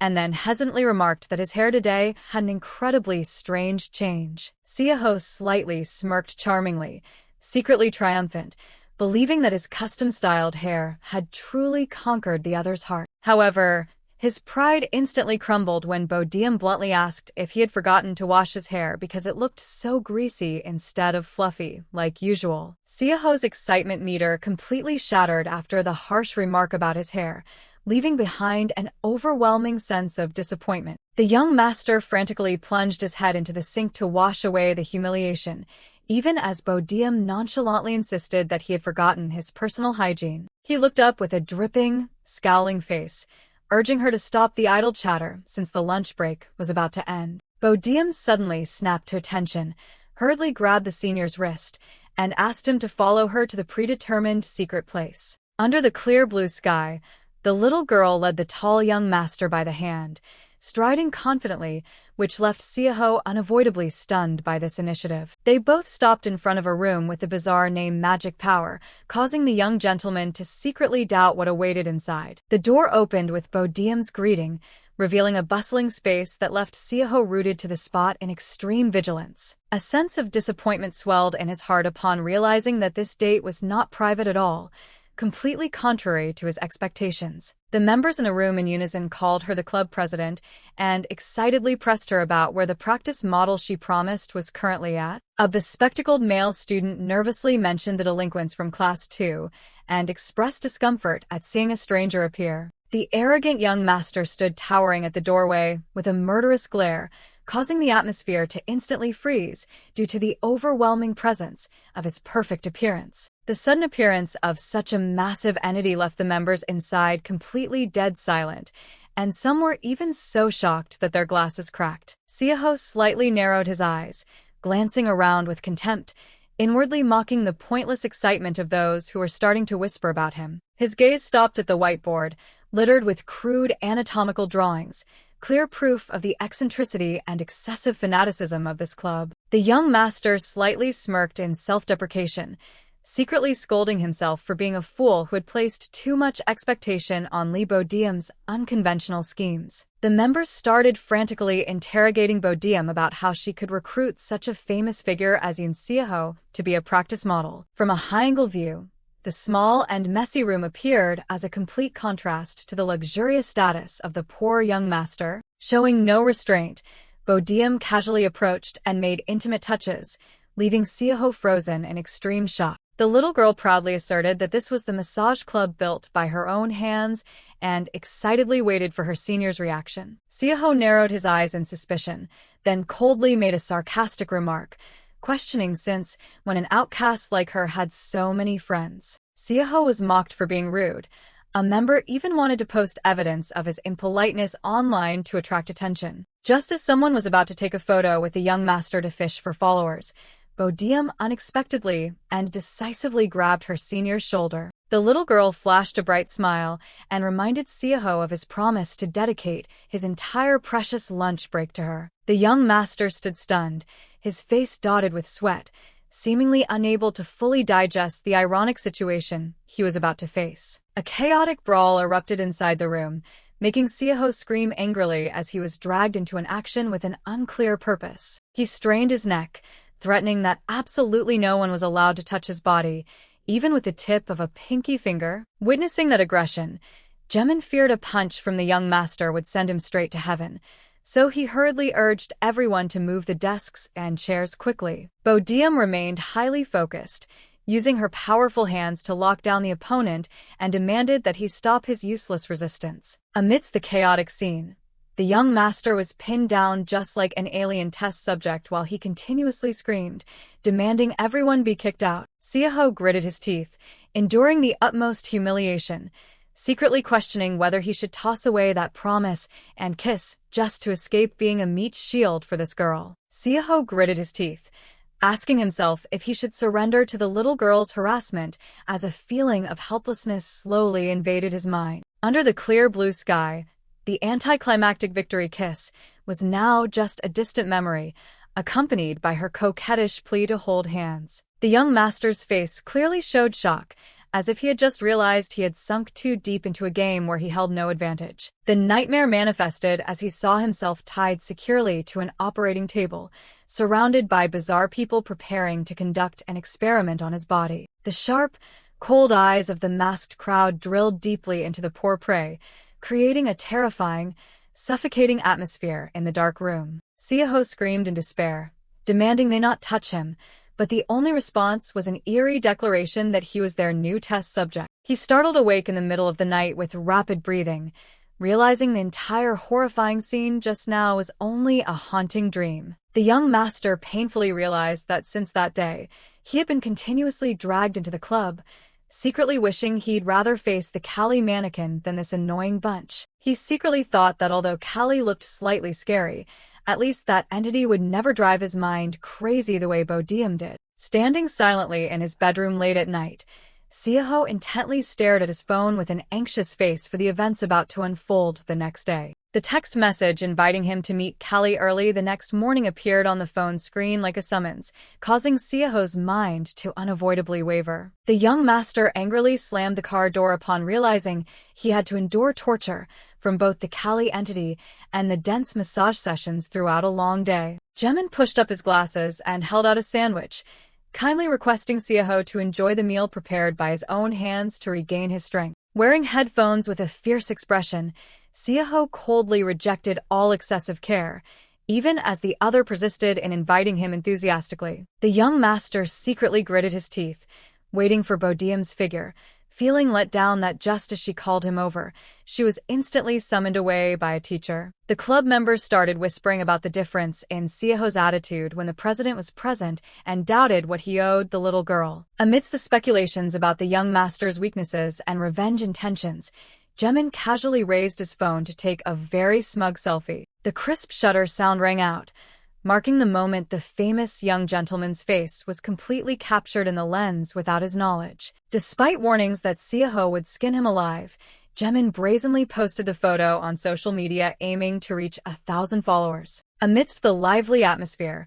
a female member repeatedly called Yoon Seoho's name but only received ignorance from the boy who was immersed in music to escape reality. Yoon Seoho frowned in annoyance at being disturbed, wondering internally why the other kept talking to him, and then reluctantly asked what on earth was the matter. The female student standing opposite immediately asked if he wanted to know the club room's password since the place would be tightly locked until Friday, simultaneously smugly reminding him that Senior Bodeum knew the password while he was completely clueless. Gently pulling down one side of his headphones with a highly confused expression, Seoho secretly wondered why she suddenly brought up the password, because up until now he had never come to the club room alone except for today, and usually everyone was already present here. Hearing that, the female student holding a clipboard blinked in surprise, asking back if it was possible that he still hadn't heard any announcements. She loudly announced to the people present in the club room that all students would embark on a school field trip starting tomorrow. Seoho's eyes widened in shock, blankly asking again where everyone was going, seemingly unable to believe what he had just heard. Sitting pensively on the sofa, he hurriedly probed if Senior Bodeum was joining this trip, causing the other female student to just sigh and wonder why no one informed this first-year boy, while simultaneously guessing Bodeum had completely forgotten about it. His eyes drooped, clearly showing disappointment. Seoho turned his face away, bitterly mumbling to himself about being forgotten with a deeply hurt look. The atmosphere suddenly became so tense that even the female student standing behind had to glance over timidly, sweating inwardly and wondering if she had just misspoken or done something wrong. To defuse the situation, the girl flusteredly waved her hands, explaining that Bodeum had been distracted lately because of the practical exam, so surely she didn't intentionally hide the field trip from him. The schoolboy slightly bowed his head, maintaining a calm demeanor, without bothering to reply a single word to the current situation. Then he slightly smirked in triumph, leisurely leaned back against the sofa, and nonchalantly uttered that it was good this way too. The female student holding the clipboard immediately retorted, asking if he wanted her to be disappointed, while inwardly she couldn't help but wonder why someone naturally mean like him would yield so easily today. Then she continued to ask if yesterday's shoulder massage helped reduce his soreness, so she could fill out her practice journal, but only received a refusing shake of the head and a sarcastic remark that she should just direct her own play instead of forcing him to play along with lies. Bluntly rejected, the schoolgirl broke into a cold sweat, irritably grumbling that he only gave a proper answer when asked by normal people. Hearing that, the schoolboy merely closed his eyes and smiled profoundly, softly asking back if she was implying him. That unexpectedly calm attitude made the schoolgirl jump in fright, hastily averting her gaze elsewhere, secretly panicked and wondering if she had misunderstood. The atmosphere was abruptly torn apart by a noisy echo announcing that Yoon Jaemin had just posted a picture of him online, followed by flustered arguments urging each other to delete the post immediately. Ignoring those chaotic sounds, the schoolboy suddenly and slowly turned his head to look toward the room's door with a highly calculating expression. His eyes instantly sharpened, gritting his teeth in sheer outrage, and secretly growled Lee Bodeum's name, bitterly resentful over how she dared to join the field trip without saying a single word to inform him. The scenery of the quiet small neighborhood engulfed in the misty fog suddenly rustled with the footsteps of the couple walking together. The schoolgirl confusedly reached up to scratch her cheek, wonderingly asking her male companion why he kept staring at her this whole time. The schoolboy smirked and pointed his finger to expose her denial, asserting that she was the one who had been secretly looking at him for the past half hour. Having spoken, his eyes suddenly took on a serious look, admitting that he had looked at her, but only to wait to hear a proper announcement about the upcoming field trip. Then, while stepping side by side next to her, he calmly stated that since the two of them were intimate enough to kiss every day, voluntarily updating their schedule for the other was an absolutely obvious thing to do. Recalling the abrupt text message informing him of the field trip earlier, he secretly resented that if someone else hadn't told him beforehand, he might have suffered the fate of foolishly waiting for her in weariness. Irritation flashed across his eyes. He frowned and raised his voice to question whether she truly had nothing she wanted to confess to him with her own mouth. Seeing the senior awkwardly looking down in an attempt to find an excuse to avoid it, he immediately brushed it off and pressed to know what exactly she wanted to say next. Then, slightly glancing in another direction, he lowered his voice in seriousness, demanding that the senior reflect on what exactly the relationship between them was right now. Faced with that decisive, questioning attitude, the girl shrank back in an awkward posture, her hands clumsily fidgeting with her backpack straps, and could only mumble meaningless, hesitant sounds. Seoho swung the bag in extreme frustration, loudly grumbling about the other person's annoyance, leaving the little girl standing there looking bewildered. The two walked side by side on the street, and while the grumpy young master demanded his stuff back, Bodeum calmly replied that she wouldn't steal it and asked him to answer her question. Seeing her senior lost in thought without answering, the little girl softly remarked that his current expression looked truly terrifying. Seoho was taken aback, wondering if she was talking about him, then grumpily made an excuse that his cranky attitude was just because the weather was too hot. Hearing that, Bodeum immediately skipped ahead excitedly and invited the young master to go eat ice cream to cool down. Seoho helplessly refused and stood sighing in the middle of the windy street, silently complaining about the little girl's stubbornness and admitting that if it weren't for the bag, he would have gone straight home a long time ago. The scene shifted to a small, peaceful snack and toast shop on a street corner in the late afternoon. Bodeum happily returned with 2 ice cream cones in her hands, thoughtfully telling her senior to bite instead of lick because the hot weather would make the ice cream melt quickly. The young master held the ice cream with a look of disgust, silently judging in his heart that he absolutely hated this treat and doubted the hygiene of the cheap ice cream machine. Despite being filled with contempt, Seoho eventually obediently opened his mouth and took a bite of the ice cream under Bodeum's brightly expectant gaze. Bodeum enjoyed the sweet taste of the ice cream with a radiant face, making the surrounding atmosphere suddenly become unusually bright and warm. The little girl quickly stepped inside the store, leaving Seoho standing behind with a dazed and puzzled look. The young master held the ice cream in his hand with a blank face, endlessly questioning himself about the meaning behind her radiant smile just now.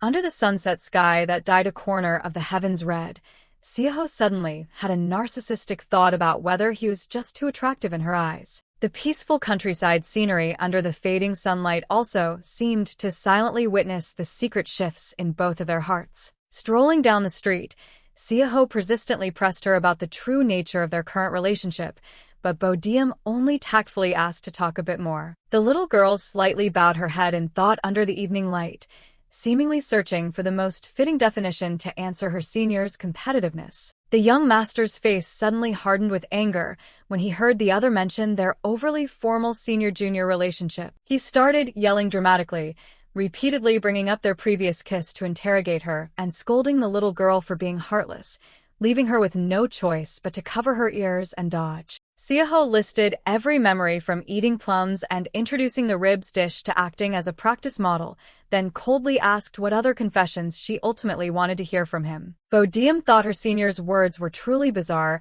and teased him to eat a lot more rice cake soup so he could grow up faster. In response to that sarcasm, Seoho tightly gripped a dry twig in his hand and growled, calling her an elder in a defiant manner. He suddenly squatted down by the roadside, pointed the twig at the ground, and demanded that she pay close attention to the upcoming lesson. With a highly serious face under the evening light, the young master began to prepare for a highly metaphorical explanation of his feelings. Seoho drew a circle and a triangle on the ground, telling a story about how the circle took the initiative to approach and cling to the triangle, forcing the triangle to dedicate all its precious time to it every day. Bodeum closely observed the formation of the tight-knit relationship between the two shapes, while her senior kept asserting that they were always together. The young master scribbled and painfully recounted that just as the triangle had arranged its entire schedule around the circle disappeared without a word of goodbye, then pressed her to guess how the triangle would feel. Hearing the other innocently guess that the triangle would feel sad,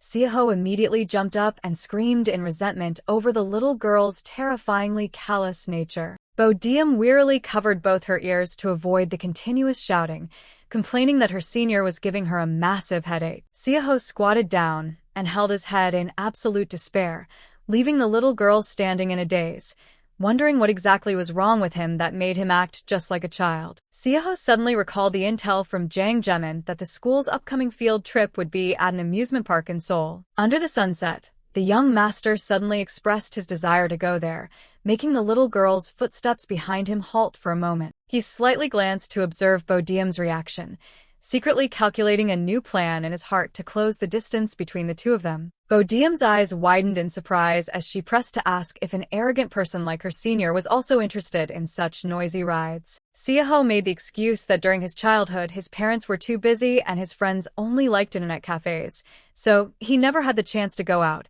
even though he admitted to himself that it was a terribly clumsy lie. Hearing that, the little girl excitedly revealed that she had never been to an amusement park either and began daydreaming about animal ear headbands and cute restaurants. The amusement park scene appeared sparkling in Bodeum's imagination with all kinds of colorful street sweets. Seoho saw right through her and sarcastically remarked that she had already planned everything in detail, from wearing a headband to buying churros, even though her mouth was still pretending to refuse. The conversation temporarily came to a close as the two stood before the old iron gate, signaling that a long day was about to end. Bodeum gently pushed the door to go inside, not forgetting to send her sincere thanks to him for walking her home and asserting that she felt incredibly happy today. Seoho watched the closing gate, with eyes full of regret, standing frozen at the little girl's sudden departure. Standing all alone in the afternoon street, the young master silently blamed Bodeum for not paying him the slightest bit of attention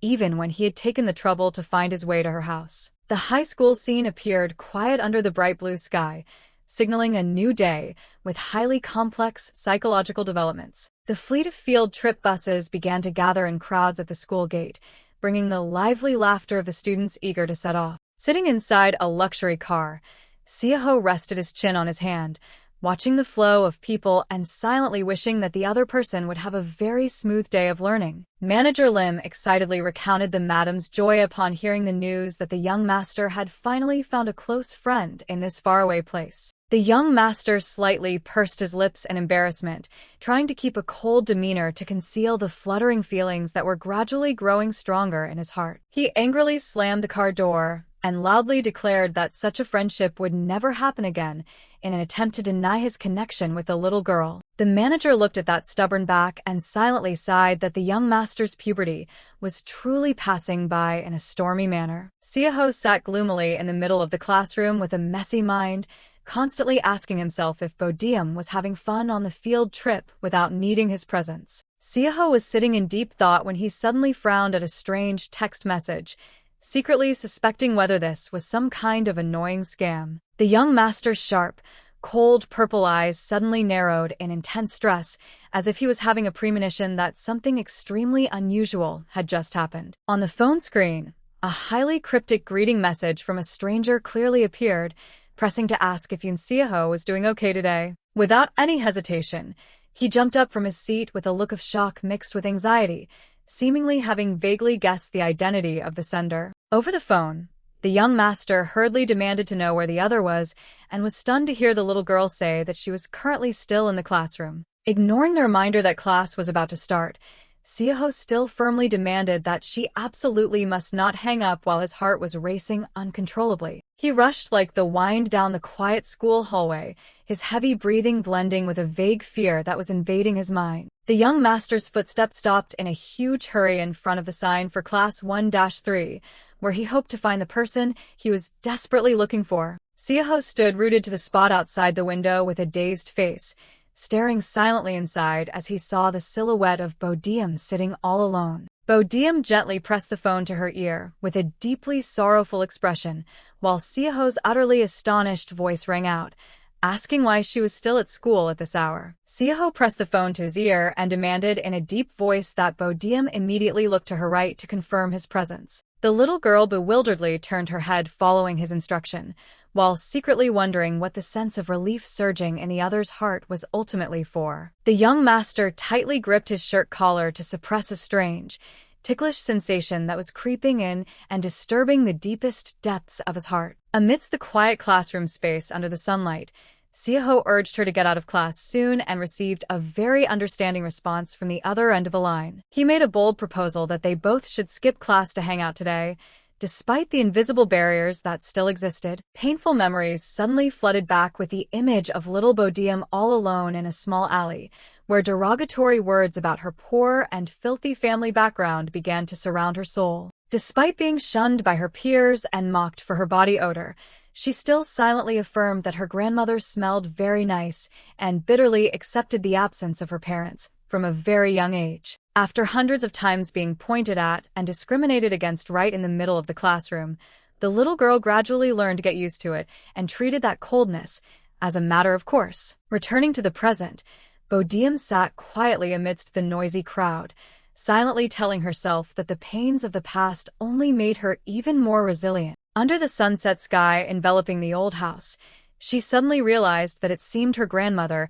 had yet to truly move on from the cruel tragedies of those past years. Grandma grumpily told Bodeum to go out and eat spicy rice cakes with her friends instead of always sullenly returning to this old house right after school. Sitting quietly on the porch, the little girl sighed and justified that the massage competition was getting very close, so she had no mind to think about having fun. Faced with her granddaughter's silence, Grandma anxiously pressed to ask if the bad kids were still mocking her body odor and reminded her of the severe punishment from the disciplinary committee. Bodeum blankly asked back about the concept of the disciplinary committee, only to receive a highly serious explanation from her grandmother that it was essentially a trial. Grandma fiercely advised her to immediately drop out of school if she was still being bullied, while affirming that there were countless people out there living well without needing schooling. The little girl gave a faint, sad smile, silently telling herself that she never really cared about graduation or college because the financial burden was weighing heavily on her shoulders. The image of the cold phone brought back the terrifying obsession with relentless debt collection calls that besieged the lives of the grandmother and granddaughter day and night. Sitting and watching the darkness gradually fall, Bodeum feared that if she stubbornly kept going to school, her relatives would come back to harass them over the unpaid debts. Even though reality was full of hardships, she still secretly felt comforted when thinking about the members of the massage club and her soulmate Callie, who always stood by her side. Yoon Seoho's face suddenly appeared vividly under the sunlight, making Bodeum secretly happy to realize that his clinging left her with no time to feel lonely. Grandma anxiously asked about her granddaughter's back pain, but Bodeum confidently asserted that she was fully recovered, as if reborn, thanks to professional massage techniques. Even so, Grandma still grumpily told her to stop making excuses and go to the hospital for a checkup instead of just doing a superficial muscle massage, while urging her to go take a shower to wash off the dirt. Under the brilliant sunset blanketing the house, Grandma softly sighed, knowing for sure that her stubborn granddaughter would never set foot in a hospital. Inside the small room, Bodeum diligently rummaged through her backpack to check the papers, from the aptitude assessment guide to the menu and test results. She paused slightly at the notice for the field trip, then silently decided to hide this paper so Grandma wouldn't have to worry. Sitting blankly on the floor, the little girl carefully observed the contents inside with a look full of curiosity mixed with a bit of sadness. The paper clearly showed a significant cost of nearly 200,000 won for the trip, no small amount given her current economic situation. The itinerary of sightseeing spots in Seoul, like the ancient palace and the amusement park, just kept appearing so invitingly under the little girl's eyes. Bodeum quietly looked out the empty window, silently asking herself whether a noisy place like an amusement park would truly bring her joy or not. She started using her phone to search for info, scrolling through a series of video blogs about romantic dates and colorful fun experiences at that place. Bodeum sat hugging her knees while scrolling through her phone, secretly judging that the high-speed roller coaster was actually nothing scary to someone like her. However, the agonizing thought that this might be her first and last chance to have fun at an amusement park made the little girl's heart suddenly sink. With trembling hands holding the pencil, she prepared to put pen to paper and sign the school's costly field trip registration form. The pen tip froze on the paper as if locked in a fierce struggle between the desire to go have fun and the financial burden weighing heavily on her shoulders. The cost amount stood out clearly as a reminder of the impoverished reality, where every single penny had to be calculated incredibly carefully. Thinking of her grandmother's increasingly frail health and a situation so destitute that even surviving day-to-day was tough, Bodeum could only quietly bow her head in helplessness. The little girl tightly gripped the field trip paper, silently questioning if she was being too selfish by wanting to use the living expenses of the two of them just to satisfy her personal desires. A decisive choice was made as she crumpled the form and threw it straight into the trash can, accepting to give up the fun to protect her family's peace. Returning to reality under the sunset, Seoho unexpectedly appeared with a highly scowling face and demanded that she clearly define the relationship between the two of them. Bodeum walked away in bewilderment, not understanding why her senior suddenly dragged her out of class and acted in such an unbelievably weird way. Bodeum silently thought about her senior using her bag as a hostage to force her, while feeling extremely surprised by his fierce interrogation. Seoho's steady footsteps walked alongside the little girl on the street where she used to always trudge home alone every day. She smiled softly and admitted that the feeling of having someone walking with her was strange, but equally interesting, making her heart suddenly feel much lighter. The memory of her grandmother's nagging reappeared in her mind, when she scolded her for always sneaking home early instead of hanging out with friends after school. Because of her grandmother's words, Bodeum suddenly made an impromptu invitation, asking the young master to go eat ice cream right in the middle of the street. She felt secretly happy, recalling the moment they both enjoyed the cold ice cream, considering it a milestone marking a change in her inherently lonely school life. Under the brilliant sunset, their two silhouettes blended into the city scene, making Bodeum feel that her school days were becoming more vibrant and full of emotions. Back to the current phone call, Seoho suddenly proposed that they both skip class to hang out, despite the quiet classroom being bathed in the morning sun. Bodeum appeared extremely worried about missing her lessons, but the young master immediately reassured her that her grades wouldn't be affected and no one would dare report this. Seoho, with his deep purple eyes, mentioned that his parents were very conservative and boldly asked to sleep over at her house if he happened to get kicked out, making the atmosphere suddenly become highly sensitive. Bodeum hesitantly tapped her fingers on the wooden desk, silently telling herself she would help her senior avoid discipline, then pressed to ask if he really wanted to skip school right now. As soon as she heard Seoho start counting down outside the window, the little girl immediately jumped up in a panic and confirmed that she would go with him right away. The two quickly moved along the wall covered in lush green vines, unable to help but fear the sudden appearance of the gym teacher, who specialized in checking self-study hours. Bodeum gently raised her hand to signal silence, then grumbled, reminding the young master to bend down and wear a mask because his overly flashy appearance was easily spotted. She pulled his hand, slipping through the deserted shadows, and revealed a secret escape route hidden behind the gym equipment storage that she had painstakingly found. Without hesitation, Bodeum bent down and slipped right through the narrow gap at the base of the wall, then continuously waved her hand, urging Yoon Seoho to act quickly. The arrogant young master looked at the tiny crevice with his face darkening in terror. He grimaced and asked if he had to be chopped into pieces just to fit through this path. Seeing the other's disdainful look, the little girl angrily declared she would go back inside the school and scolded her senior for saying such unpleasant things. Seoho immediately reached out his strong hand, gripping hers tightly to stop her, while simultaneously ordering her to stand still outside and wait for him. To Bodeum's shock, the young master suddenly changed his attitude and confidently took long strides straight through the high school's main gate like a king. The bustling city streets appeared, signaling an unexpected situation about to strike their school-skipping plan. A middle-aged woman suddenly appeared and questioned why two students were still wandering the streets during class hours. Bodeum began to panic in fear. The little girl silently thought that if they answer wrong, the teacher's office would immediately get a report call. Seoho quickly flashed a radiant smile and boldly put his arm around the little girl's shoulder, cleverly explaining that they were both returning to school after going to the hospital. The aura from the young master's perfect appearance completely stunned the woman to the point she couldn't utter a word. She silently marveled at his handsome looks and wished she had such an outstanding son, making Bodeum just quietly sigh. The young master softly urged his counterpart to leave quickly to escape the prying eyes of the people around them. The little girl stared blankly and pressed to ask where exactly he was planning to take her during these class hours. Seoho quietly checked his phone with a highly mysterious look, ignoring Bodeum standing next to him with a skeptical gaze. The sound of screeching brakes rang out, signaling the arrival of a taxi, officially starting the dramatic journey of the young master and the little girl. Seoho stood next to the luxury car,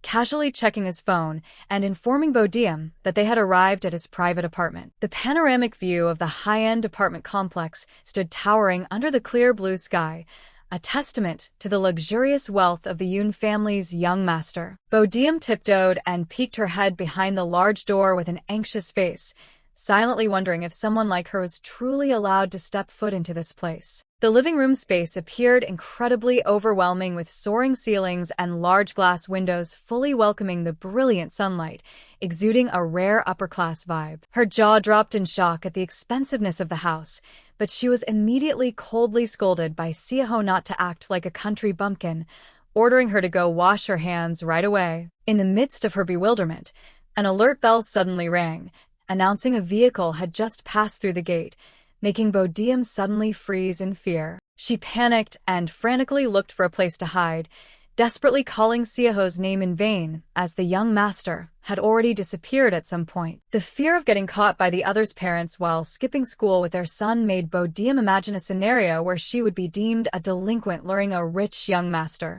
Suddenly, a strange woman appeared from behind and exclaimed that she had startled her, making Bodeum freeze because she was discovered too abruptly. The little girl could only stand rooted to the spot with a pale face, her mouth stammering meaningless sounds in extreme embarrassment in front of the housekeeper. The middle-aged woman with doubtful eyes tilted her head slightly, curiously inquiring about the identity of the strange girl appearing in the high-end apartment. Panicking at the unexpected situation, Bodeum hurriedly bowed politely and clumsily explained she was Seoho Sr., while astonishingly wondering if her bag had grown legs and run away. The little girl couldn't hide the worried look on her face, her hands gripping tightly onto her shirt collar, while her mind was in turmoil over the young master's strange absence. Right at that moment, Seoho casually walked out with a bag in his hand, coldly blocking the way and dropping a scolding remark that she was planning to betray him after they had agreed to skip school together. Bodeum froze with her eyes wide open in terror,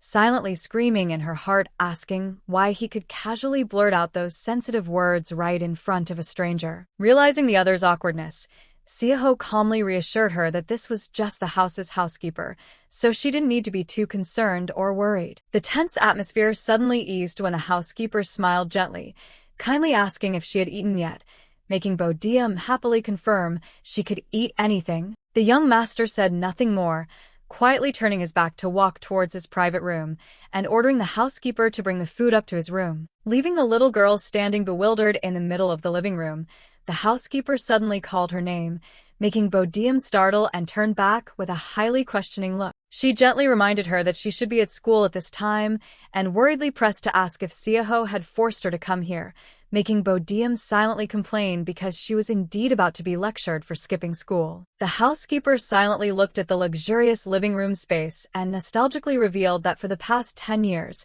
this was the first time she had seen Seoho bring a friend home. Instead of reprimanding her for skipping school, the old woman worriedly asked if she was being threatened and affirmed she would always be ready to help if Bodeum needed protection. The scene shifted into the young master's private bedroom, where the brilliant sunlight piercing through the large glass window frame created an incredibly relaxing feeling. Seoho quietly pulled a thick album from the bookshelf and hesitantly asked if the little girl wanted to look back at his childhood photos. Bodeum flat out refused, thinking there was nothing interesting about it, while urging him to find something they both could do together. Sitting blankly on the bed, the young master listed a series of video games and blockbuster movies, promising to satisfy all her preferences immediately. The little girl pondered deeply, silently admitting that she didn't hate those suggestions at all, but her heart seemed to be aiming for another goal. Noticing the other was still hesitating, Seoho asked her to just voice her desire,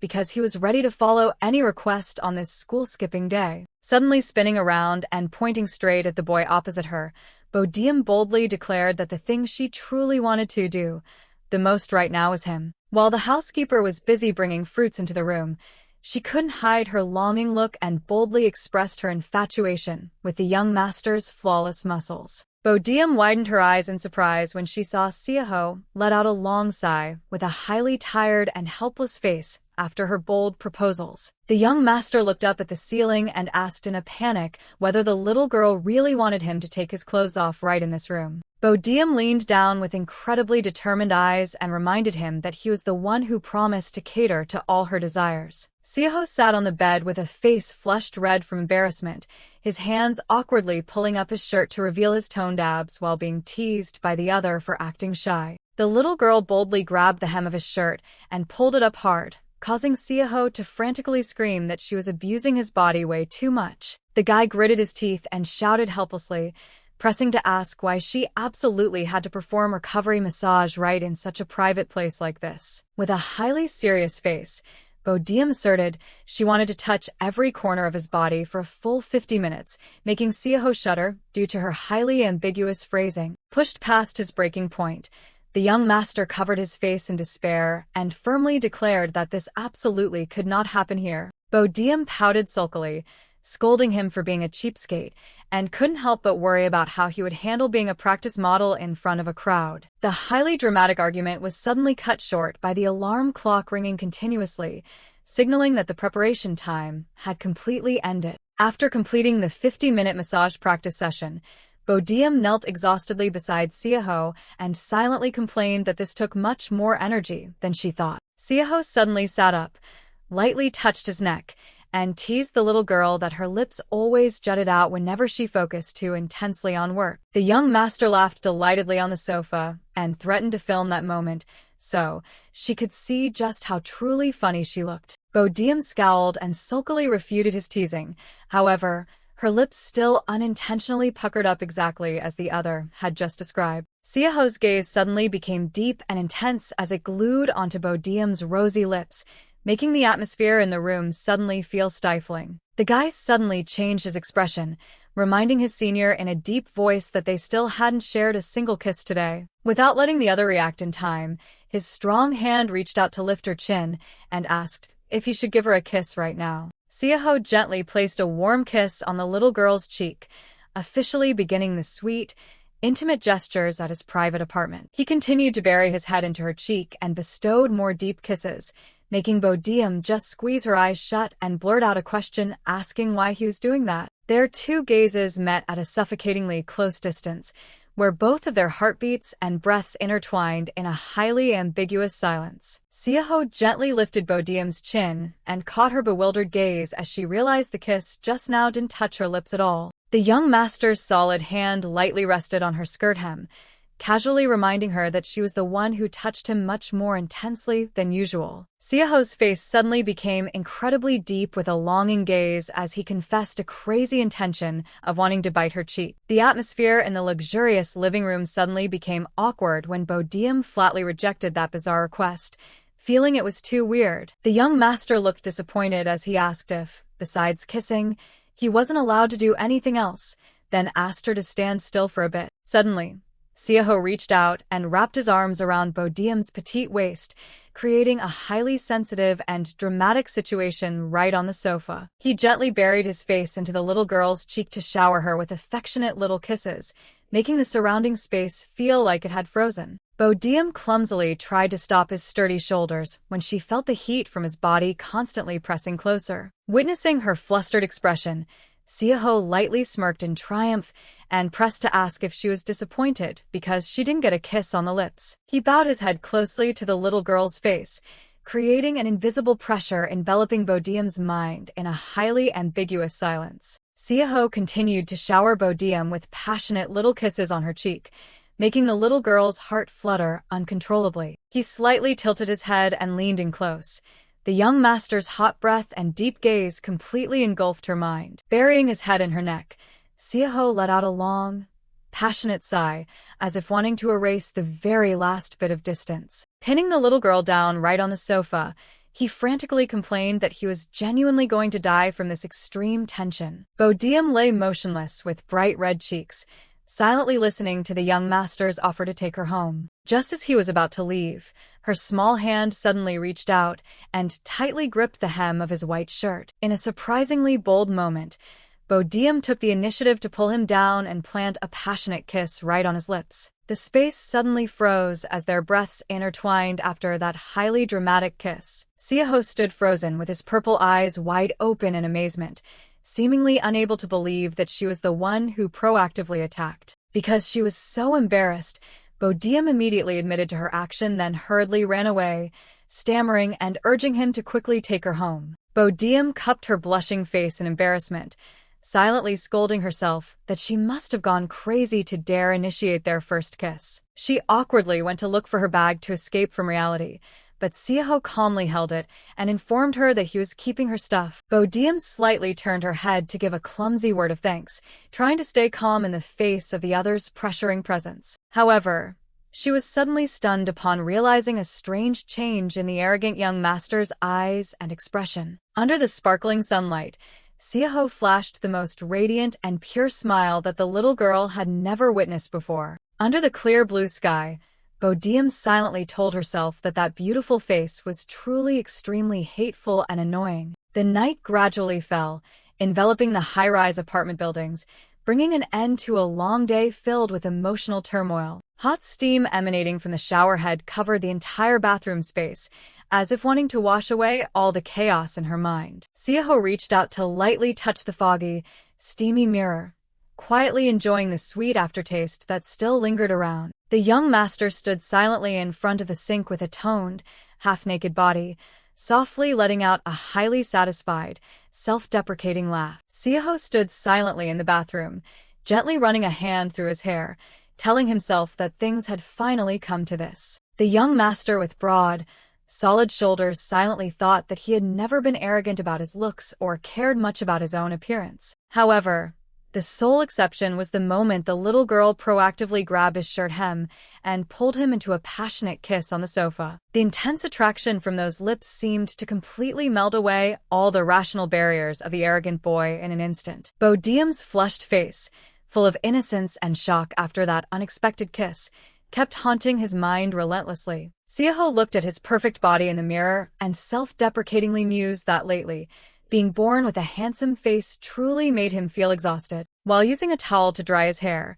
he silently affirmed that Bodeum originally just wanted to find a massage practice model, but in the end, she accidentally gave her heart to him. The young master smirked confidently, thinking that love is something uncontrollable, and wondered if he should pretend not to notice her feelings. Looking toward the school immersed in the silent night, Seoho reminded himself that this fateful connection would end as soon as he returned to Seoul in 3 weeks. As long as the little girl didn't confess first, he decided to continue maintaining this special relationship until the day he officially transferred schools. Seoho sat relaxedly on the bed, drying his hair while smiling smugly as he recalled the intimate moments they had just experienced. But his mood immediately reversed when he saw that his senior dared to read his message without replying, and he resentfully sent a message accusing her of being a cruel older sister. The young master's face suddenly turned dark and highly tense when the silence from the other end of the line dragged on unusually long. Seoho sat blankly on the bed with a chaotic mind, constantly worrying about her dilapidated house gate and wondering if something bad had happened. His rich imagination terrified him as he painted a scenario where the little girl was broken into and captured by a criminal right in the dark night. Unable to endure the anxiety any longer, the young master frantically threw on a jacket and rushed out of the house, repeatedly calling her phone in a panic. He pressed the phone tightly to his ear with an extremely serious face, holding his breath waiting for every ring echoing in the quiet space. Suddenly, a reply text from Bodeum popped up asking him not to panic because she actually had just fallen asleep. Both relieved and angry, Seoho yelled in frustration and scolded her for going to sleep without telling him in advance, making him worry sick. The young master could only sigh helplessly and hurriedly apologize when he heard her announce that her grandmother was demanding to punish him for waking her up. The panoramic view of Euro High School appeared under the clear blue sky, signaling a new school week beginning after a short break. The 3-day field trip had officially ended, meaning Seoho and Bodeum's private moments during self-study hours were also gone. The young master clearly showed a scowling face as he watched the noisy students return, silently wishing they were locked on a deserted island until the day Bodeum graduated. He strolled down the hallway and stopped in front of the Class 1 to 3 sign with a predetermined intention in his head. Seoho slightly poked his head through the small window frame to search for the little girl's silhouette, a highly dramatic sense of anticipation rising in his heart. In the middle of the bustling classroom, Bodeum was still sitting quietly, focused on taking notes, completely unaware of the young master's presence. The brilliant sunlight shining in from the window illuminated her high ponytail, creating a pure scene that couldn't help but make the viewer's heart flutter. Bodeum accidentally brought her pen to her mouth and bit it lightly while engrossed in thought, an adorable little habit that caught the other's eye. Seoho leaned against the window frame, quietly watching her with a gentle, smug smile, secretly enjoying the rare peaceful moment. The atmosphere suddenly stirred when the little girl seemed to have sensed someone's deep gaze, watching her from behind. Bodeum was startled and shocked to hear her name called out amidst the extremely noisy classroom space. A strange female student in a highly edgy black outfit suddenly appeared and pointed straight at the little girl with a highly serious face. But Bodeum immediately changed her expression and cheered joyfully when she caught sight of Seoho standing right outside the window. Witnessing the other's rapid emotional shift, the young master smiled smugly and silently thought that this girl was truly too easy to read. Before the conversation could begin, the other female student stepped forward and put her arm around Bodeum's shoulder, coldly interrogating how she could know a famous person like Yoon Seoho. Standing in the hallway, Seoho leaned on the glass door with a highly guarded look as he recognized these were the clumsy intimidation tactics he often saw at his old school. The atmosphere suddenly became stifling when the girls started surrounding Bodeum and pouring cryptic words into her ear to probe the situation. The young master pressed his face against the window and was stunned to hear the other female students suggest that if she was being bullied by him, she should just bravely speak up. The rage inside Seoho officially exploded. He silently criticized the hypocrisy of these people who hadn't bothered to pay attention to Bodeum for the whole semester. He couldn't help but feel resentful thinking about how they constantly mocked and called him by inappropriate nicknames, yet now they turned around to show a suspicious attitude toward him. Seoho unexpectedly pushed the door, walked into the classroom, and pressed his senior about what she was doing, making him wait outside for so long. Bodeum hurriedly waved her hands, signaling nothing was wrong, then quickly left the encirclement of the female students to run to his side. As soon as they reached the hallway, the young master immediately showed a resentful attitude and interrogated her about why she dared to ignore his presence. He coldly advised her to just ignore those people from now on because they had never respected her words either. Bodeum widened her eyes, staring at him in bewilderment, and wondered why he suddenly appeared at school on a day without self-study hours. Seoho lightly smirked smugly and announced that he had a special gift waiting for her in the clubroom. The door opened,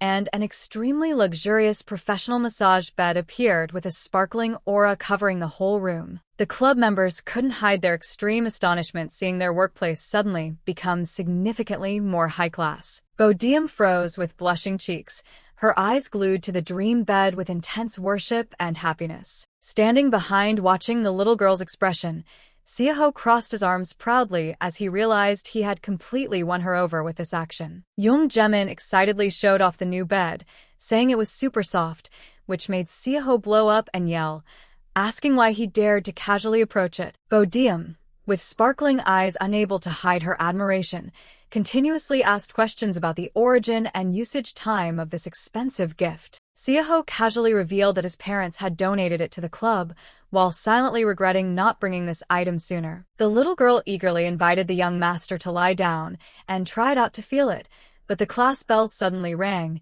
interrupting all plans. Bodeum suddenly froze with a shocked expression, seemingly still unable to accept the truth that class had officially started. Amidst his senior's hesitation about being late for class, Seoho firmly reminded her to seriously return to class, forcing her to comply. The young master gave a triumphant smirk, asserting that he wouldn't continue to neglect his studies because of her ever again. Standing in the empty room, Seoho silently felt amused to admire Bodeum's highly restless and worried figure turning toward him. Returning to the quiet classroom space, a slight vibration from the phone on his desk made the young master suddenly pay attention. The phone screen displayed rapid-fire messages from his senior Bodeum, demanding he reply immediately about a secret meeting at the clubroom after the second period. Seoho smirked in deep satisfaction as he finally received what he had been longing for. For the first time in his life, the young master received a text message from his senior Bodeum proactively proposing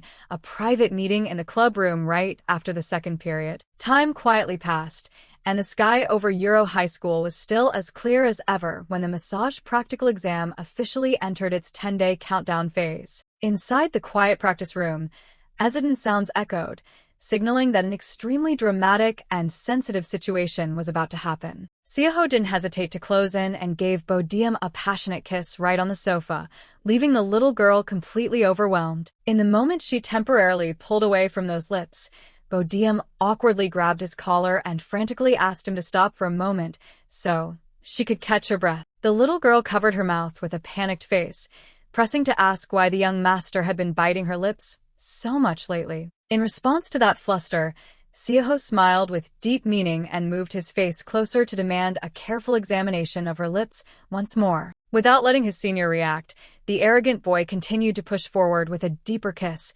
officially breaking all final rational barriers. The little girl's legs trembled slightly on the sofa in the silence of the room, where both of their heartbeats were blending into the highly ambiguous atmosphere. Seoho buried his head into Bodeum's neck intensely, giving her a passionate kiss that made the atmosphere in the room burning hot. Pinned tightly on the sofa, The little girl cried out in pain, causing the young master to hastily apologize and ask her to just lie still so the focus session wouldn't be interrupted. With only 10 days left until the practical exam, Bodeum began pouring all her focus into practicing and even reduced her time meeting with Callie. The little girl started a 50-minute countdown timer with a highly stressed face, silently feeling her impatience constantly increasing. The clubroom door suddenly burst open, making Bodeum startle and turn around, while Seoho was still lying motionless enjoying the massage. Yoon Jaemin and a friend unexpectedly appeared with a ball in hand, shattering the couple's private space with an incredibly naive question. Seeing his senior engrossed in reviewing lessons, the bespectacled boy explained that the group just dropped by here to rest a bit before going out to the field to practice for the sports festival. Bodeum curiously inquired about the other's strange behavior, but only received a highly mysterious smile and an extremely triumphant face from Jaemin. He proudly pushed his glasses frame and loudly introduced himself as the ball boy for the girls' team, a position he considered highly glorious. Jaemin excitedly described the fierceness of the ball boy world, where only the fastest ones could snatch the ball to give to the girls. Jaemin babbled on, bragging about having retrieved the ball 6 times while his opponent only managed half as much, while Bodeum was still diligently massaging Seoho. The little girl curiously asked if the young master was participating in the sports festival as an athlete, while mentioning that the middle schools were also holding competitions on the same day. Seoho confirmed that he actually had an important basketball game coming up, making the little girl's massaging rhythm suddenly halt. The young master silently observed his senior's expression from the massage bed, seemingly secretly wondering about her inexplicably hesitant attitude. He leisurely sat up and pressed her for the reason why she looked so surprised at such an extremely normal announcement. Bodeum awkwardly explained that she originally thought someone like him would never bother caring about noisy and exhausting group activities. Seoho pressed to ask if she planned to hide in the clubroom throughout the entire sports festival, while reminding her that his team still had substitutes. The conversation was interrupted when Jaemin suddenly spoke up, reminding Bodeum not to give Seoho a hard time and to leave everything to him instead. The bespectacled boy eagerly suggested that the practice model didn't necessarily have to be Seoho and confidently applied for that position instead of the young master. Bodeum froze, her face paling in shock as she realized her plan to own perfect muscles was at risk of being ruined by an uninvited guest. Jaemin eagerly gave a thumbs up and affirmed he would become the perfect replacement for Seoho throughout the upcoming sports festival. Seoho casually sat on the massage bed and reaffirmed a crucial detail that made the little girl's mind suddenly become agitated. Bodeum was shocked to realize she had missed the main point since Seoho only promised to help her practice, but never agreed to be the exam model. A few days later, the sports festival officially kicked off under the clear blue sky, bringing a bustling atmosphere that blanketed the entire school campus. The electronic scoreboard numbers jumped continuously, reflecting the highly dramatic and equally tense competitive atmosphere between the teams. The gymnasium was brightly lit with the presence of teams fiercely competing in their colorful uniforms. The orange team side was struggling to execute a tactical pass under the pressuring observation of Seoho in his role as player number 8. The sharp eyes and sweat-drenched face of the young master exuded an intense masculinity as he completely focused on the match. With a powerful burst of speed, Seoho dribbled the ball past the opponent's block with a highly confident and decisive demeanor. Long arms reached out to snatch the ball in midair, officially pushing the climax of the basketball game to its peak. The basketball flew in a perfect arc and dropped neatly into the net to the amazement of everyone present in the gymnasium. Immediately, the referee's whistle blew loudly, signaling that the official playing time had officially come to an end. The entire stands erupted in enthusiastic cheers as the highly dramatic match finally found its winning team. Seoho stood in the middle of the court with a sweat-drenched face and heavy breathing, calmly accepting the excited congratulations from his surrounding teammates. However, the young master's mind didn't seem to be here at all, as he constantly looked around to search for a single silhouette. He silently affirmed that Bodeum was definitely sitting somewhere in those crowded stands, watching his every step. Suddenly, Seoho casually lifted the hem of his shirt to wipe his face, deliberately revealing his toned, masterpiece-like abs in front of the crowd. The excited screams from the spectators echoed throughout the space once again, pushing the atmosphere of the sports festival to its peak. The young master gave a highly suggestive side glance, silently wondering with smugness just how distracted his little girl was while gazing at this body. His sharp purple eyes finally stopped at a corner of the stands, where Bodeum was sitting quietly observing him in a highly ambiguous silence. Seoho waved joyfully when he heard the cheers calling his name, firmly believing that Bodeum was watching in admiration. But the young master immediately froze with a blank face, seemingly unable to believe the harsh reality unfolding. Amidst the noisy crowd, Bodeum casually turned her face to look in another direction, completely ignoring his shining aura standing in the middle of the court. Seoho's ego exploded as he silently blamed her for looking away right when he took the trouble to show off his highly attractive six-pack abs. The atmosphere suddenly became tense when the opposing team's number 5 player appeared, casually patting his teammates' shoulders to console them after the loss. That stranger's handsome face and highly confident smile accidentally caught his eye, creating a highly annoying contrast for Seoho. The young master narrowed his eyes in hostility, muttering in a deep voice to question the identity of the guy who had just shown up with an extremely serious face. He slightly tilted his head to observe on high alert, sensing a potential threat creeping into his mind. True panic struck when Seoho discovered that Bodeum's seat was now just an empty space, making him frantically ask where she had disappeared to. Even though his teammates were excitedly surrounding him to celebrate the victory, the young master's mind was in complete turmoil as he officially lost track of the little girl. Seoho was surrounded by his teammates and tossed into the air to celebrate the win, but his mind was only screaming, demanding everyone to get out of the way. The young master hurriedly threw aside his jersey to escape, then began looking around frantically to see where exactly Bodeum had disappeared to. His gaze halted when he caught sight of the little girl standing with the opposing team's number 5 player in a corner of the hallway. A haunting scene appeared before his eyes as he saw Bodeum tilting her face up, enduring a trail of bright red blood running down from her nose. Seoho completely froze, his face paling in terror. He couldn't fathom what had happened to his girl. The school scene stood tall under the clear blue sky, completely contrasting with the unfortunate incident that had just occurred. The opposing team's number 5 player appeared extremely panicked, continuously bowing to apologize for accidentally bumping into the person standing too close behind him. Even though she was injured, Bodeum still tried to stay calm. She gently consoled him that the fault was hers for standing too close. The guy couldn't stop feeling remorseful, silently blaming himself for his lack of observation when turning around, causing the little girl to suffer pain. The strange player hurriedly helped Bodeum to the infirmary and strictly reminded her absolutely not to lift her head at this moment. The infirmary door slammed shut, leaving the hallway space quiet but filled with doubts that were hard to dispel. All attention was now entirely focused on the firmly locked room, where Bodeum and the strange player were together in privacy. Seoho stood towering outside with his face darkened in anger.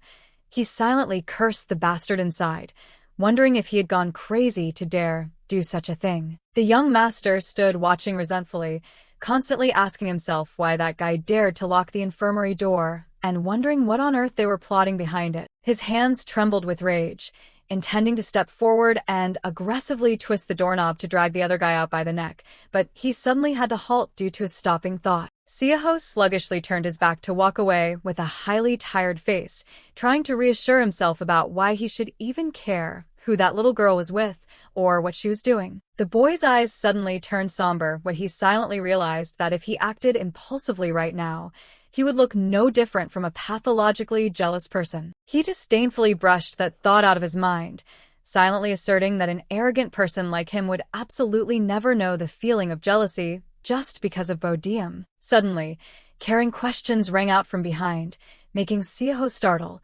He heard the other guy anxiously asking her if she was truly okay to return to class. The young master stood silently behind the wall corner, bitterly witnessing the scene of that guy advising Bodeum to contact him immediately if the injury flared up and pressing to ask if she had saved his phone number yet. Seoho was stunned to see them casually exchanging phone numbers, silently and resentfully recalling that he had to trek all the way to her house just to get her contact info. Despite her nose still bleeding, Bodeum anxiously asked about the number 5 player's arm, making him extremely surprised by this strange concern. The little girl eagerly introduced herself as the president of the massage club and enthusiastically invited him to drop by if his body felt sore after the match. Standing tucked behind the door with a sharp glare, Seoho narrowed his eyes in hostility as he observed the awkward and flustered demeanor of the strange player. The guy wearing number 5 suddenly brightened up, confessing that he was exhausted and deeply appreciated the little girl's offer.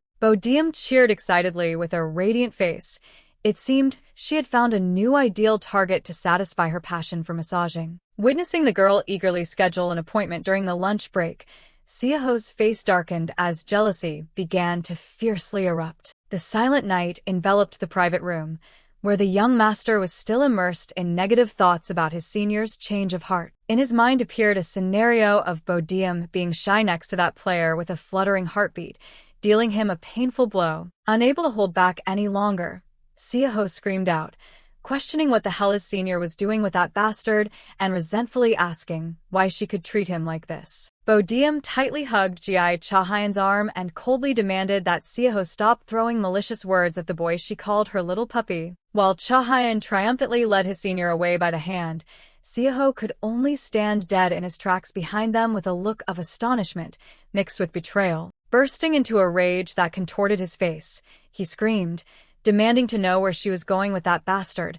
and frantically called out Lee Bodeum's name in despair. Seoho jolted awake in the middle of the night drenched in sweat, holding his head and panting heavily, while silently cursing the bizarre dream that had just tormented his mind. However, the feeling of unease did not disappear when he stepped into the deserted cafeteria, where the lingering obsession from the nightmare continued to cling to him relentlessly. Right at that moment, his phone suddenly vibrated with a text message from his senior Bodeum, briefly stating that she would not be having lunch with him today. Seoho stared blankly at the screen, his purple eyes filled with sheer shock upon realizing their private plan had been abruptly cancelled. An ominous premonition struck him like a direct blow, making him immediately dash down the school hallway at a frantic speed without any hesitation. He used all his might to kick open the clubroom door to the astonishment of everyone present, creating a deafening noise that shattered the quiet atmosphere. The scene unfolding before his eyes made his heart skip a beat as he saw Bodeum focused on massaging another schoolboy,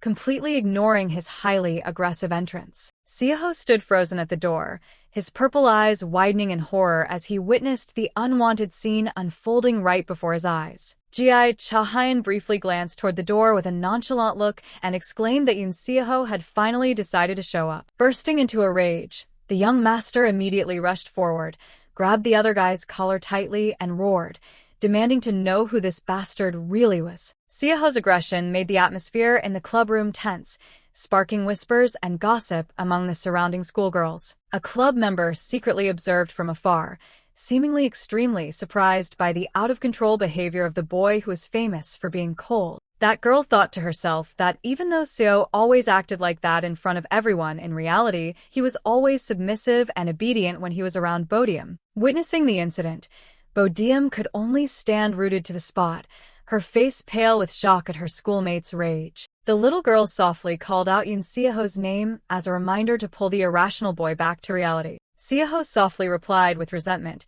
his eyes never leaving his opponent while his face darkened due to the welling frustration. Bodeum grumpily asked why he was so agitated, causing Seoho to angrily demand that she answer first who the hell that stranger was. Seoho looked into the corner of the clubroom and was secretly enraged when he heard the name Ji Chahyun from Class 5, even though deep down he didn't want to care who that guy was. The young master harshly questioned the sudden closeness between the two and loudly proclaimed that he was the only practice model in this place. Looking at the athlete nonchalantly occupying the massage bed, Seoho growled, demanding a valid reason for his privileged position being violated. His face became unusually gloomy when reminded of his own contradiction, as someone who had once declared in his diary that he bitterly hated being a model. Bodeum stood motionless, with a look of extreme confusion, completely unable to understand why her arrogant junior had become so uncontrollably agitated. The little girl observed the room and innocently asked if he was throwing a fit just because Chahyun had used the bed that his family had just donated. Those words rubbed salt into his wound, making the veins on Seoho's face twitch continuously out of frustration when his possessiveness was completely misunderstood. Bodeum fell silent, hiding her eyes, and coldly remarked that the young master's behavior was truly incredibly petty. The boy stood frozen in astonishment.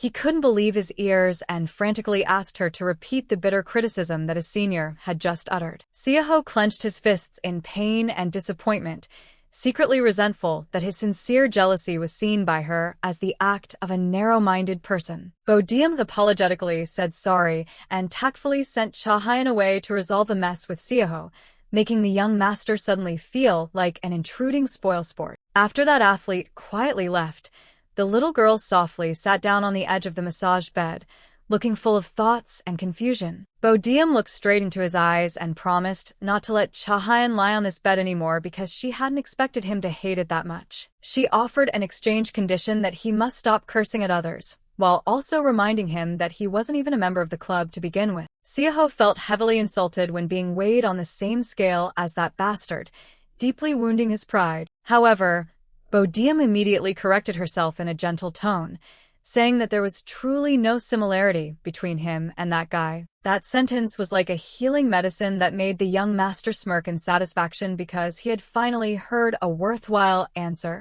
Seoho immediately sat closer and urged his senior to explain in detail how he was different, with clear anticipation. Bodeum hesitantly revealed that to her.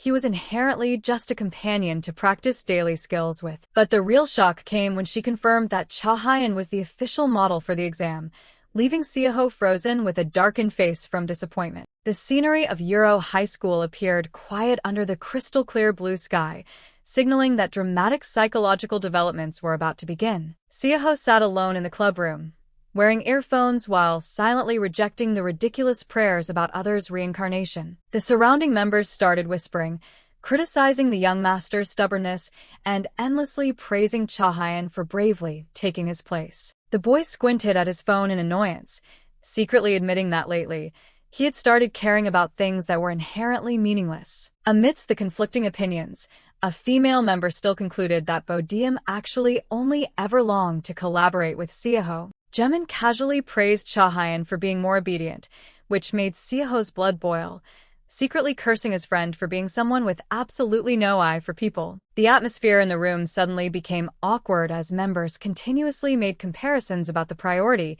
given to the new athlete. Right at that moment, the room door burst open and Bodeum unexpectedly appeared with Chahyun, making the surrounding space feel as if it had frozen. Seoho looked up in sudden astonishment, his eyes clearly revealing anxiety upon seeing the girl he cared about walking side by side with another guy. Contrary to that tension, Chahyun flashed a radiant smile and casually waved to everyone with an incredibly confident demeanor. Seoho turned his face away with a look of utter disgust, telling himself that he didn't want to bother with the annoying noises around him. However, he immediately perked up his ears to listen when he saw Bodeum walk in with Chahyun, despite her explaining that they had just coincidentally bumped into each other at the restroom. Meanwhile, Chahyun curiously approached and asked Jaemin about the small toy his friend was holding with great interest. Jaemin eagerly showed off his incredibly adorable Kariri-chan doll, slightly easing the tension in the room. The rookie continued by turning to ask Senior Sora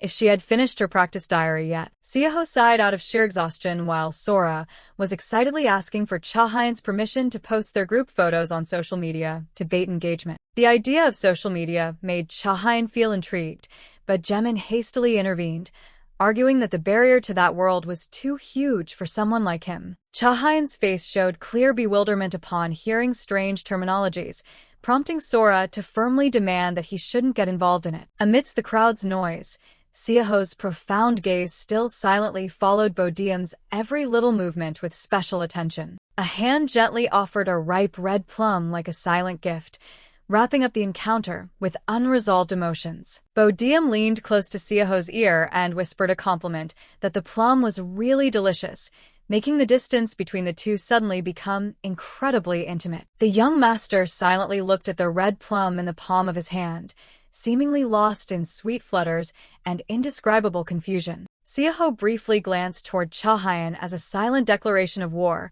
while the Class 5 athlete still stood bewildered in the back due to his coldness. The young master smugly savored the fruit sweetness, gave a slightly complacent smirk, and silently declared that he had won this confrontation. Witnessing the closeness of the main couple, Chahyun quietly turned his face away with a look of deep disappointment, his cheeks slightly flushed from embarrassment. Brilliant sunlight shone into the clubroom, where hidden feelings, even if intentionally concealed, still appeared as clear as day. All attention focused on the young athlete's changing facial expressions whenever the little girl proactively approached him to talk. Every muscle fiber on Cha Hyan's arm suddenly contracted dramatically the moment he felt the touch of Bodeum's tiny hands. Not only Seoho, but all the club members started whispering and gossiping when they noticed the special attention Cha Hyan gave to the president. While Cha Hyan was regretfully announcing his busy basketball practice schedule, Seoho sat behind him, sulkily cursing the other guy to disappear forever out of his sight. Cha Hyan awkwardly explained to Bodeum that he was required to be present at the basketball practice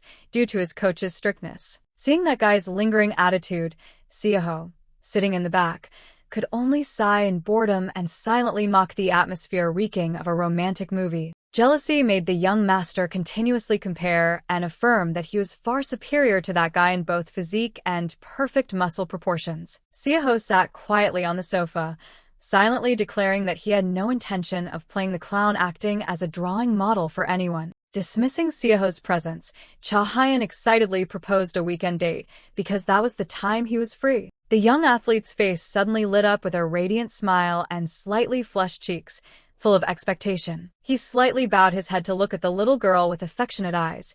It seemed all his thoughts were solely directed at Bodeum right now. Standing observing from behind, Seoho's eyes suddenly became sharp and full of murderous intent when he realized the excessive intimacy between the two of them. Cha Hyan unexpectedly leaned in close and whispered into Bodeum's ear a promise to contact her later, making the young master sitting nearby almost explode with anger. With a darkened face and a hateful glare against a blazing red background, Seoho growled, cursing that bastard in utmost fury. Seoho silently suspected a secret date between Bodeum and that athlete, while also feeling irritated that she would so easily accept those obvious intentions. Monday morning at Euro High School, the clear blue sky seemed completely in contrast with the young master's gloomy and exhausted facial expression. Seoho appeared with dark bags under his eyes, a haggard look that made anyone who saw him shudder in fear. Jaemin panicked and pressed him, asking if he had just murdered someone,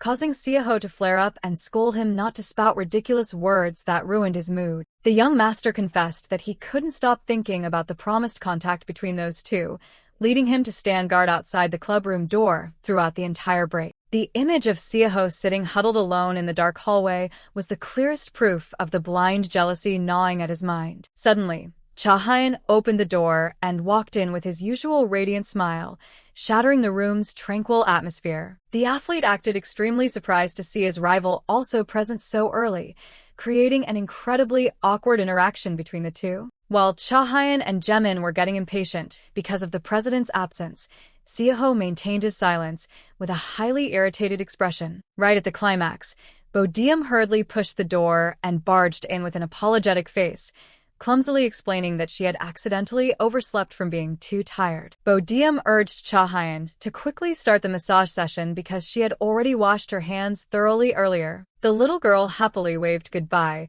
leaving Seoho standing behind with eyes full of profound observation. The young master sat with his legs crossed leisurely, thinking to himself that his senior's puffy face looked so cute he wanted to take a bite out of it. Seoho suddenly stood frozen in outrage when recalling how those two had nonchalantly exchanged phone numbers right before his eyes. Cha Hyan radiantly thanked Bodeum because the practice massage session had helped him feel incredibly comfortable and energized. Bodeum started rummaging through her large backpack with an eager look, as if preparing a surprise gift. She took out a gift bag with a porridge shop's name printed on it and smiled radiantly, making the surrounding space brighten up. Bodeum caringly asked if the other party had washed the clothes she lent him, while also expressing concern about his health. The number 5 athlete gently touched the gift bag and reminded his senior to remember to stay warm because the air conditioning in the gym was very strong. Unable to hold back anymore, Seoho unexpectedly lunged forward and snatched the gift bag from Bodeum's hands with a highly aggressive and possessive attitude. Seoho gritted his teeth in sheer anger. His sharp purple eyes seemed to want to hack the person who dared to come near his girl into pieces. Bodeum cluelessly hugged the backpack to her chest, completely overwhelmed by her junior's aggressive attitude and sudden act of snatching the item. Without giving the other party time to react, the young master threw the gift bag straight at Cha Hyun, along with a stern warning that the guy should go wash his own clothes. Standing tall in the middle of the club room, Seoho growled, reminding his senior that the athlete was already an adult, no longer a child for her to cater to. He decisively handed the bag back to Bodeum and strictly demanded that from now on, she must absolutely never do trivial chores like doing laundry for any other man. Witnessing the arrogant young master's blatant display of jealousy, Cha Hyun couldn't hold back a highly sarcastic sneer, making the atmosphere suddenly extremely tense. Seoho flew into a rage. He stared at his rival's smirk and demanded to know what the hell that bastard was mocking right to his face. Cha Hyun casually rubbed his chin and offered a fake apology, taunting that even if the whole school cheered for Seoho, in the end, he was just a mediocre guy easily provoked like anyone else. Seoho's face suddenly sank into melancholy shadows. His trampled pride left his mind with nothing but hatred and powerfully surging resentment. Bodeum stood completely still with a highly shocked face, slightly tilting her head as she silently questioned the real reason behind her close friend's sudden change in attitude. Seoho strode forward to face Cha Hyun directly, creating an intensely pressured distance under Bodeum's witness. The young master leaned close to the other guy's ear, coldly dropping a threat and demanding he know his place and stay away from his personal business. In response to that aggression, Cha Hyun briefly glanced at him with a look of nonchalance mixed with defiance, making Seoho's anger simmer even more. The clubroom's space suddenly plunged into a suffocating silence, turning this place into a highly tense psychological battlefield. Right at the climax, the school bell rang loudly, cutting the thread of conflict waiting to erupt between the two boys. The announcement urging students back to class echoed under the crystal-clear blue sky, officially concluding the unfinished confrontation in the clubroom. The quiet classroom appeared like a silent note amidst the upheavals, where personal calculations began to spark once again. Seoho sat quietly at his desk, constantly staring at his phone in an incredibly conflicted and uneasy mood. A message line from Bodeum unexpectedly appeared.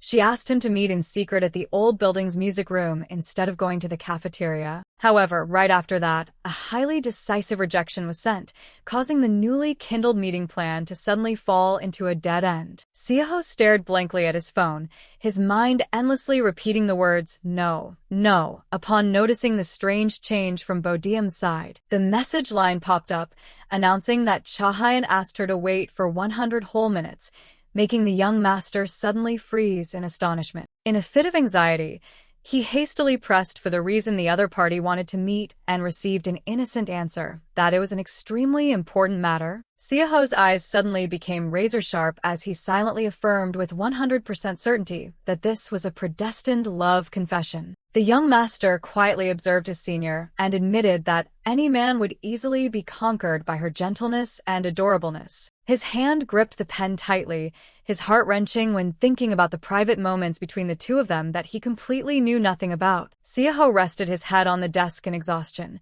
He bitterly accepted the truth that anyone developing feelings for Bodeum was completely understandable. Amidst the noisy classroom space, the young master deluded himself that his worry was merely a moral issue to save her from a weirdo. He started scribbling chaotic pen strokes onto the paper page, his mind completely invaded by the prospect of the little girl being lured by someone else. In his imagination, Cha Hyun appeared like a child holding Bodeum's hand and making a highly cheesy date proposal due to a passion for massage. Seoho horrifically imagined the scene of Bodeum innocently nodding in agreement to a date if someone proposed, his self-esteem heavily wounded by that prospect. The young master gritted his teeth and squeezed his pen, emitting a murderous aura that made the whole class shudder as he silently lamented that this was the worst thing ever. His eyes never left his phone screen, anxiously sending a message to inquire about her whereabouts, but the silence continued to envelop everything. The surging feeling of restlessness made Seoho impatiently bite his finger tightly. He silently blamed the other party for why she still hadn't bothered to read his message. Observing the empty schoolyard through the window frame, he silently deduced that his senior's class was definitely gathering in the gymnasium instead of outside. The young master clicked his tongue in extreme annoyance upon realizing the gymnasium was located right next to his rival Cha Hyan's classroom, an incredibly advantageous position for that guy. Even though the teacher was strictly reminding everyone about exam rules, Seoho's mind only harbored the intention of using an athlete's speed to snatch the little girl back. As soon as the bell rang, he immediately dashed out of his seat like the wind, ignoring the extremely angry warning of the teacher standing on the podium. Rapid footsteps echoed throughout the hallway, signaling a highly dramatic rescue before that guy's confession scene could take place. Seoho took lightning-fast strides, slipping through the bustling crowd of students. His face clearly showed a look of rush as he tried to catch up with a silhouette occupying his entire mind. Seoho was stunned to see students from all grades pouring out of the gym together right in the middle of school hours. He hurriedly pushed his way through the crowd with a tense expression, silently demanding everyone to get out of the way so he could conduct his search. The young master looked frantically into Cha Hyan's empty classroom and couldn't help but feel suspicious upon realizing his rival had disappeared once again. The text on the notice board about the PE class at the gym suddenly became a crucial clue to help him pinpoint his target. Seoho leaned his head against the door in utter rage, silently cursing the disastrous coincidence of two grades having to share the same period. He punched the doorframe hard in frustration, blaming himself for being so careless as to not thoroughly check his rival's schedule. His mind flashed with secret dating spots from the club room to the rooftop, where that bastard could be confessing to Bodeum. Ignoring the bewildered calls of his classmates, Seoho dashed frantically down the hallway like a track athlete. The young master took lightning-fast strides across the bridge connecting the two buildings, his heart pounding incessantly with anxiety. Looking down from above, Seoho finally cried out in excitement upon spotting Bodeum's petite figure right below. Seoho leaned against the high railing, his eyes wide with shock when he finally discovered the identity of the guy standing next to his girl. Down in the schoolyard, the athlete Cha Hyan was standing opposite Bodeum in an incredibly private and ambiguous atmosphere. Cha Hyan hesitantly apologized for calling her out so abruptly, while earnestly hoping she wouldn't be too surprised by what he was about to say. Witnessing that scene from above, Seoho's limbs went weak as if he had just seen a ghost, secretly terrified she would be stolen away by someone else. The young master was stunned by the mocking remarks about them practicing a play, while his heart clenched in extreme jealousy. Just as the other guy was about to confess the most important things, Seoho's last bit of patience completely vanished. A desperate scream calling his senior's name echoed throughout the school, officially tearing apart the romantic atmosphere of the couple below. Bodeum looked up in bewilderment and couldn't help but be astonished to realize the person who had just ruined the moment was a panicking Yoon Seoho. Cha Hyan clearly showed a grumpy and regretful expression since his sincere confession still couldn't reach its conclusion. No longer caring about his pride, Seoho shouted his request to be the competition model and desperately begged her to give him a chance. Bodeum looked up with a dazed expression, her eyes sparkling as if she had just received an unbelievable offer. She couldn't help but ask back in sheer amazement whether he was truly serious about that decision. Ignoring Cha Hyan's astonishment, she shouted for him to stay right there and wait for her, then hurriedly turned around and ran off. That entire scene fell into Seoho's line of sight from the balcony. He quietly observed every hurried movement of the little girl. Down in the schoolyard, Cha Hyan gritted his teeth in fury, his eyes glaring viciously at the one who had just ruined his confession. In response, Seoho flashed a contemptuous smile and coldly flipped him the middle finger as an arrogant, direct declaration of war. Deep down, he gloated that being a practice model was just a small matter, and he was willing to do it for her instead of that bastard. Bodeum frantically took strides up the stairs, her footsteps echoing throughout the quiet hallway of the building. As soon as she called out Yoon Seoho's name, the young master was already waiting and replied with an incredibly calm demeanor. Seoho froze for a moment upon seeing Bodeum's face. The radiant halo around her made his heart flutter once again. Bodeum smiled radiantly, running as fast as she could towards Seoho, bursting with happiness as if she had just received a priceless gift. She rushed over to cling tightly to his waist and kept screaming in excitement, leaving the young master frozen by her sudden enthusiasm. Bodeum jumped up and down, demanding that Seoho absolutely must not change his mind after promising to be her model. The little girl even made an extreme vow that even if she got hit by a car or bled, she would crawl to the exam to make sure he kept his word. To be absolutely sure, she decisively held out her pinky finger and forced the young master to make a solemn promise right on the spot. Seoho gently hooked his pinky with hers and secretly felt satisfied, even asking himself why he hadn't made this offer sooner. In her excitement, Bodeum smiled brightly and boldly declared that she would buy him a new set of underwear as a reward. The sensitive offer left Seoho completely dumbfounded,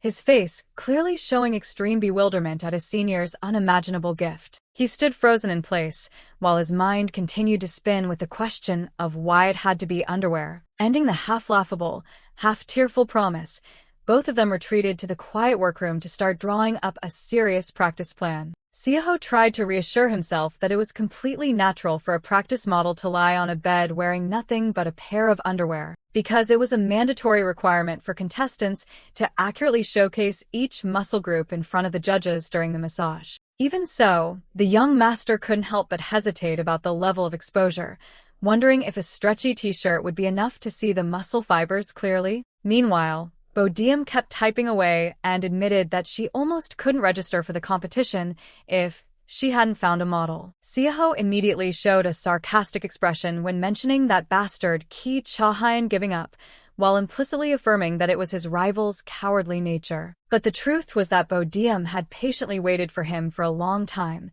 suddenly making the atmosphere in the room quiet and deeply meaningful. Faced with Seoho's silence, the little girl nonchalantly remarked that perhaps he was also gradually developing an interest in this, without even realizing it. Seoho clenched his fists in utter helplessness, silently scolding her bluntness for backing him into a corner with no way out. Sunlight pierced through the silent hallway, as if witnessing a major turning point in the complicated relationship of the young couple. Once the application was submitted, there would be no turning back, and Bodeum eagerly urged him to quickly go practice with the Kali model right away. Seoho was secretly worried because aside from the time spent on the Kali model, Bodeum kept dragging him along to practice massage anytime, anywhere. In a passionate moment, they shared an intense kiss right in front of the door as her tiny hands continuously clutched the hem of his shirt. Even though he outwardly pretended to be reluctant, the young master secretly admitted that these brief private moments were actually not too bad. The moment he stepped into the room,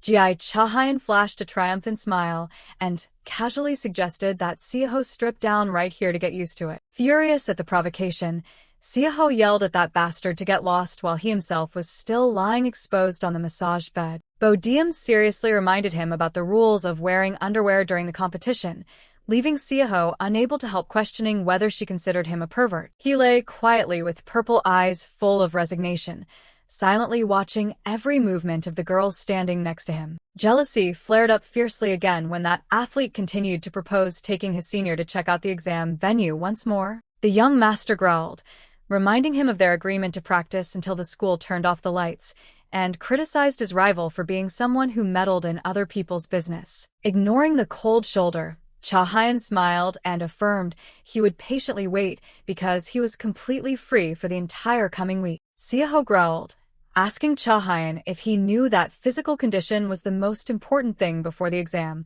while secretly feeling irritated by his rival's excessive interference. Seeing Bodeum silently walking away without even bothering to defend him, he could only watch her back in a suffocatingly silent atmosphere. Seoho's life gradually turned into an endless loop, from staying at school until 10 at night to help Bodeum practice to taking her home. He patiently opened the car door for her and secretly acknowledged that his senior's massage skills were becoming increasingly masterful after days of hard training. Sitting in the quiet space of the car, Bodeum seemed to be immersed in her own music world, nonchalantly enjoying the young master's special care. Even though Seoho himself wasn't keen on or had any expectations for the massage competition, and even just wanted it to end quickly to escape this mess. However, lately, his mind couldn't stop flashing to the prospect of Lee Bodeum beaming with a happy smile while standing on the podium to receive first prize. Because of that image, Seoho smiled softly and told himself that he could endure lying exposed in underwear because all the other models would be the same. The exam day was finally approaching, and the sky over Euro High School today suddenly became strangely clear and blue, as if signaling a momentous event about to take place. The sound of Yoon Seoho's name being called suddenly rang out, shattering the quiet space of the classroom, making the young master startle and turn his head with a highly curious look. Bodeum unexpectedly appeared at the classroom door and waved, signaling Seoho to come outside to meet her for a moment. The young master silently wondered why she was in such a hurry, even though they had been together very late last night, while also guessing that she had brought plums for him again. He casually held out his hand and said that he should fully enjoy these plums before summer ended. Bodeum enthusiastically rummaged through her backpack and explained that because she wasn't sure what style he liked, she had picked out a few different ones. However, Seoho's face suddenly became bewildered upon seeing the bright red foreign object that had just been placed in the palm of his hand. He stood dead in his tracks in the middle of the hallway upon realizing the thing he was holding was a highly provocative pair of red men's underwear. The incident happened so abruptly that the surrounding students couldn't help but be shocked and started spreading a sensational rumor about the senior's sensitive gift. The boys gleefully observed the tiny size of the item and sarcastically remarked that they had finally found an aspect to surpass the perfect young master. Seoho tremblingly asked if this was the gift she had promised instead of plums, while Bodeum still casually confirmed it amidst the crowd's whispering. Too humiliated, he could only clutch his head in pain as he realized his long-standing cool image had completely collapsed due to the little girl's disastrous innocence. Seoho put his arm around Bodeum's shoulder, leading her away from the whispering crowd, telling her to just go back first, and he would choose the color himself later. The clear blue sky enveloped Euro High School like a temporary rest after the simultaneously funny and pathetic situations that had just occurred. On the way back, Bodeum asked about how he felt after today's massage session and received a highly satisfied answer that everything was absolutely perfect. The little girl suddenly remembered she had to go visit her dear Cali model, the thing she had accidentally neglected during the entire time focusing on training the young master. Under the brilliant evening glow, Bodeum suggested that they should both go check the exam venue earlier, but Seoho immediately rejected it, concerned about the chaos on that morning. With a pensive face, the young master decided that he would be the one to go prepare everything necessary to lessen the burden on the little girl. Bodeum immediately stopped him and advised him to go home and rest to maintain his physical condition, while also affirming that she could easily commute by bus on her own. Not wanting his crush to work too hard, Seoho decisively pulled out his powerful bank card and ordered her to take a taxi home immediately. He stood in silence, observing Bodeum's tiny back gradually walking away in her irresistibly stubborn manner. The young master sighed softly in helplessness at his own clumsy care, while his heart couldn't stop worrying about the upcoming big day. Seoho and Bodeum walked together under the evening glow. The young master spoke up, criticizing his senior for her unnecessary pride. He asserted that accepting help was common sense and emphasized that he was only treating her to a taxi ride, while Bodeum awkwardly brought up the ill-fitting underwear incident again. Standing next to the luxury car, the little girl explained that she only refused because she could handle it herself, unless she was traveling with her grandmother. Seoho suddenly paused and pressed her with a worried look about whether her grandmother truly couldn't make it to attend the ceremony. Sitting in the car, Bodeum sadly recounted that her grandmother had tried to ask for time off but failed because the kitchen was short-staffed on Saturday. Silence enveloped the space in the back of the car as they both sat apart, each pursuing their own highly conflicted thoughts. Bodeum was engrossed in looking at her phone screen to mentally prepare herself, completely unaware of the young master's deep gaze directed at her. Seoho sighed softly and secretly complained about his senior's stubbornness, a personality trait that was both annoying and truly adorable. Finally, the official competition day arrived at the town's gymnasium, signaling that a highly dramatic new chapter was about to begin. The sign announcing the closing time and the start time of the competition clearly appeared, officially kicking off the intense confrontation among the contestants. The clock hands had ticked past the designated time. Seoho desperately pleaded with the organizers to wait another 10 minutes because his partner was about to arrive. But the operating staff firmly rejected that plea, criticizing that this delay was disrespectful to the contestants who had arrived on time. Faced with the young master's extremely tense expression, she coldly laid down the final condition that he had exactly 5 minutes to resolve the trouble. Seoho stared at the long list of missed calls sent to Bodeum, a vague fear beginning to invade his mind. He stood alone in the middle of the spacious gymnasium, his heart constantly tormented by the question of whether the little girl had encountered an accident or simply overslept. The young master bowed his head, full of regret for not going to her house to pick her up, ignoring the noisy atmosphere around him that was gradually drowning out his patience. Just as his despair reached its peak, the phone suddenly vibrated to signal an incoming call from Bodeum, making his whole body jolt awake. Seoho shouted loudly to confirm to the staff that she had answered, then hurriedly pressed accept with hands still trembling from anxiety. He screamed into the receiver asking where his senior was, while trying to suppress the rage and insecurity surging in his heart. However, the response he received was not the voice of the girl he was expecting, but a cold question from a stranger asking to verify the identity of Bodeum's guardian. The announcement from the other end of the line that this was an emergency medical center left Seoho so shocked he couldn't speak. The stranger went on to confirm that Lee Bodeum had just been in a serious accident and demanded he be present at the hospital immediately. His purple eyes suddenly became hollow. The young master fell completely into a state of severe shock at the devastating news that came too suddenly. Ignoring the chaos around him, he frantically dashed down the hospital hallway with his heart pounding incessantly from fear. His trembling hand touched the white curtain. Seoho hesitated for a moment, terrified of what he was about to face behind it. He decisively pulled back the curtain and stepped in with a pale face, his eyes filled with anxiety and belated regret. The sight of Bodeum sitting alone on the hospital bed with her arm in a cast and wounds on her face made his heart clench. The little girl bowed her head in self-pity, her eyes welling with tears and her lips trembling as if trying to suppress the pain, both physical and mental. Seoho froze at the terrible scenario. He secretly wished he had resolutely gone to pick her up instead of letting things turn out like this. Layers of regret piled up, leaving the young master standing in silence, bitterly blaming himself that everything was his fault. Manhwa Hospital stood under a deep blue sky, carrying the heartbreaking news that Bodeum had been hit by a motorcycle running a red light. The injury to her right elbow meant it would take her 5 weeks to recover, a cruel joke of fate right on the day of the exam she had poured her heart into preparing for. In this situation, anyone else would have burst into tears, but the little girl resiliently pressed her lips tightly together as if trying to swallow all the bitterness inside. Seeing her as lonely as a child who didn't know how to cry, Seoho gently placed a hand on her head and patted it as a silent, yet warm comfort. The young master suddenly startled and turned around upon hearing hurried footsteps approaching the hospital room. Bodeum's grandmother rushed in, her weathered face clearly showing worry as she continuously called her granddaughter's name in panic. She asked in astonishment if he was Bodeum's friend,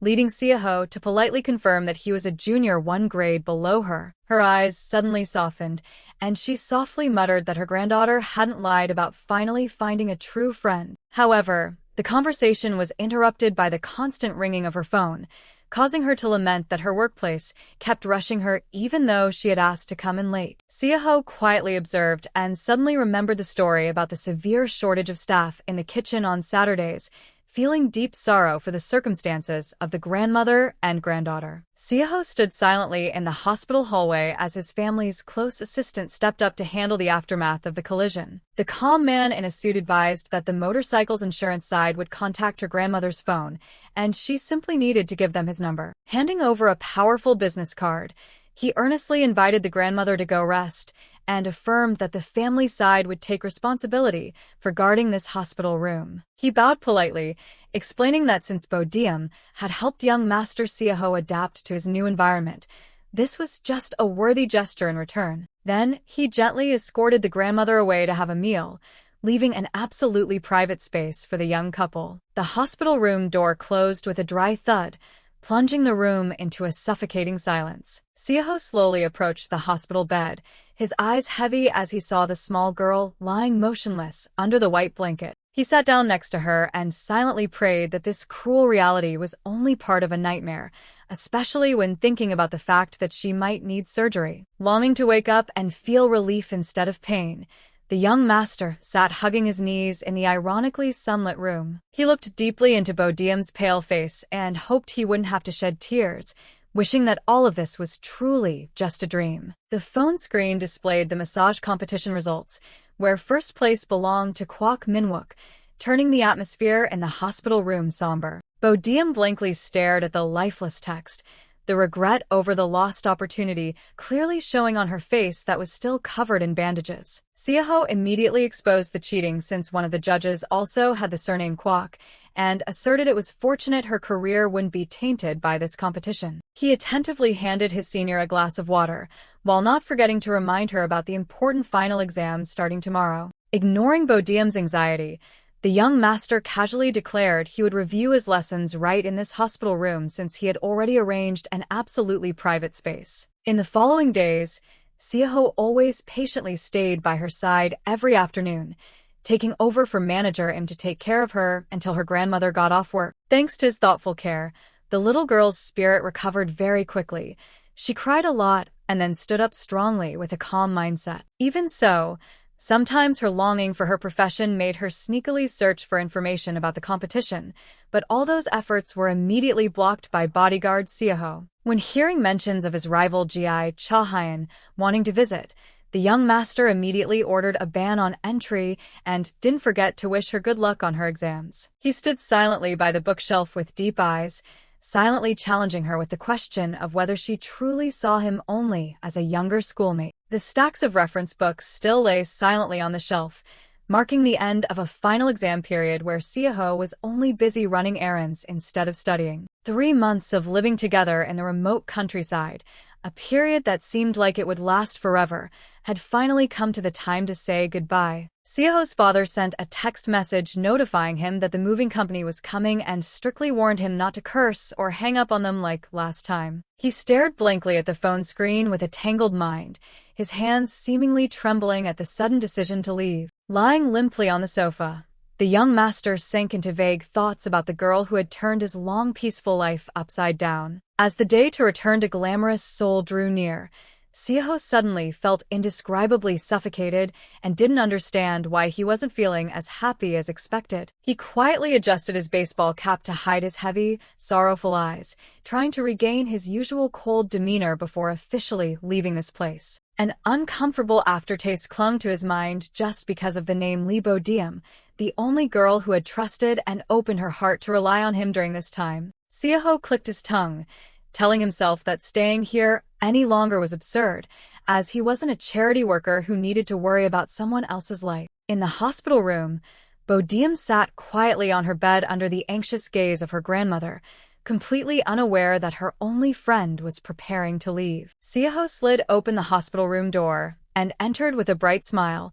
causing Bodeum's grandmother to call his name in surprise. She curiously asked if he was her granddaughter's friend, and Seoho awkwardly made up the excuse of bringing reference books, even though the exams were already over. While the grandmother was about to leave so the two young friends could talk, Seoho quickly offered to call a taxi to take her right to her home. Even though she fiercely objected because she hated being seen as old and weak, she ultimately had to surrender to his stubborn determination. Bodeum wondered why he still kept that pile of review books, and the young master bluntly admitted it was just an excuse for him to come see her. The little girl's eyes suddenly grew heavy as she pressed him about the important matter he was harboring in his heart. Seoho's expression hardened with utter seriousness. He took a deep breath and announced that he would be returning to Seoul next Saturday. A hand suddenly slammed down hard on the stack of books, as if wanting to block the unnamed emotions surging in the room. Seeing Bodeum silently turn away, without responding, Seoho stood quietly by the hospital bed, secretly worrying whether she was mad at him. Bodeum sighed softly with a melancholy expression, looked straight into his eyes, and dropped the confirmation that she had known this day would come. Seoho was stunned, demanding to know if his senior had already known beforehand that he would return to Seoul. He couldn't help but be amazed at how quickly she caught on to the information, while he was still struggling to find a way to break the sad news. Bodeum casually admitted that even if she just sat in one place, rumors about the troublesome young master leaving after the exams still managed to reach her ears. The young master quietly took off his baseball cap with an indescribable feeling of disappointment, silently blaming reality for not being at all like what he had feared. A surge of frustration made him clench his fists,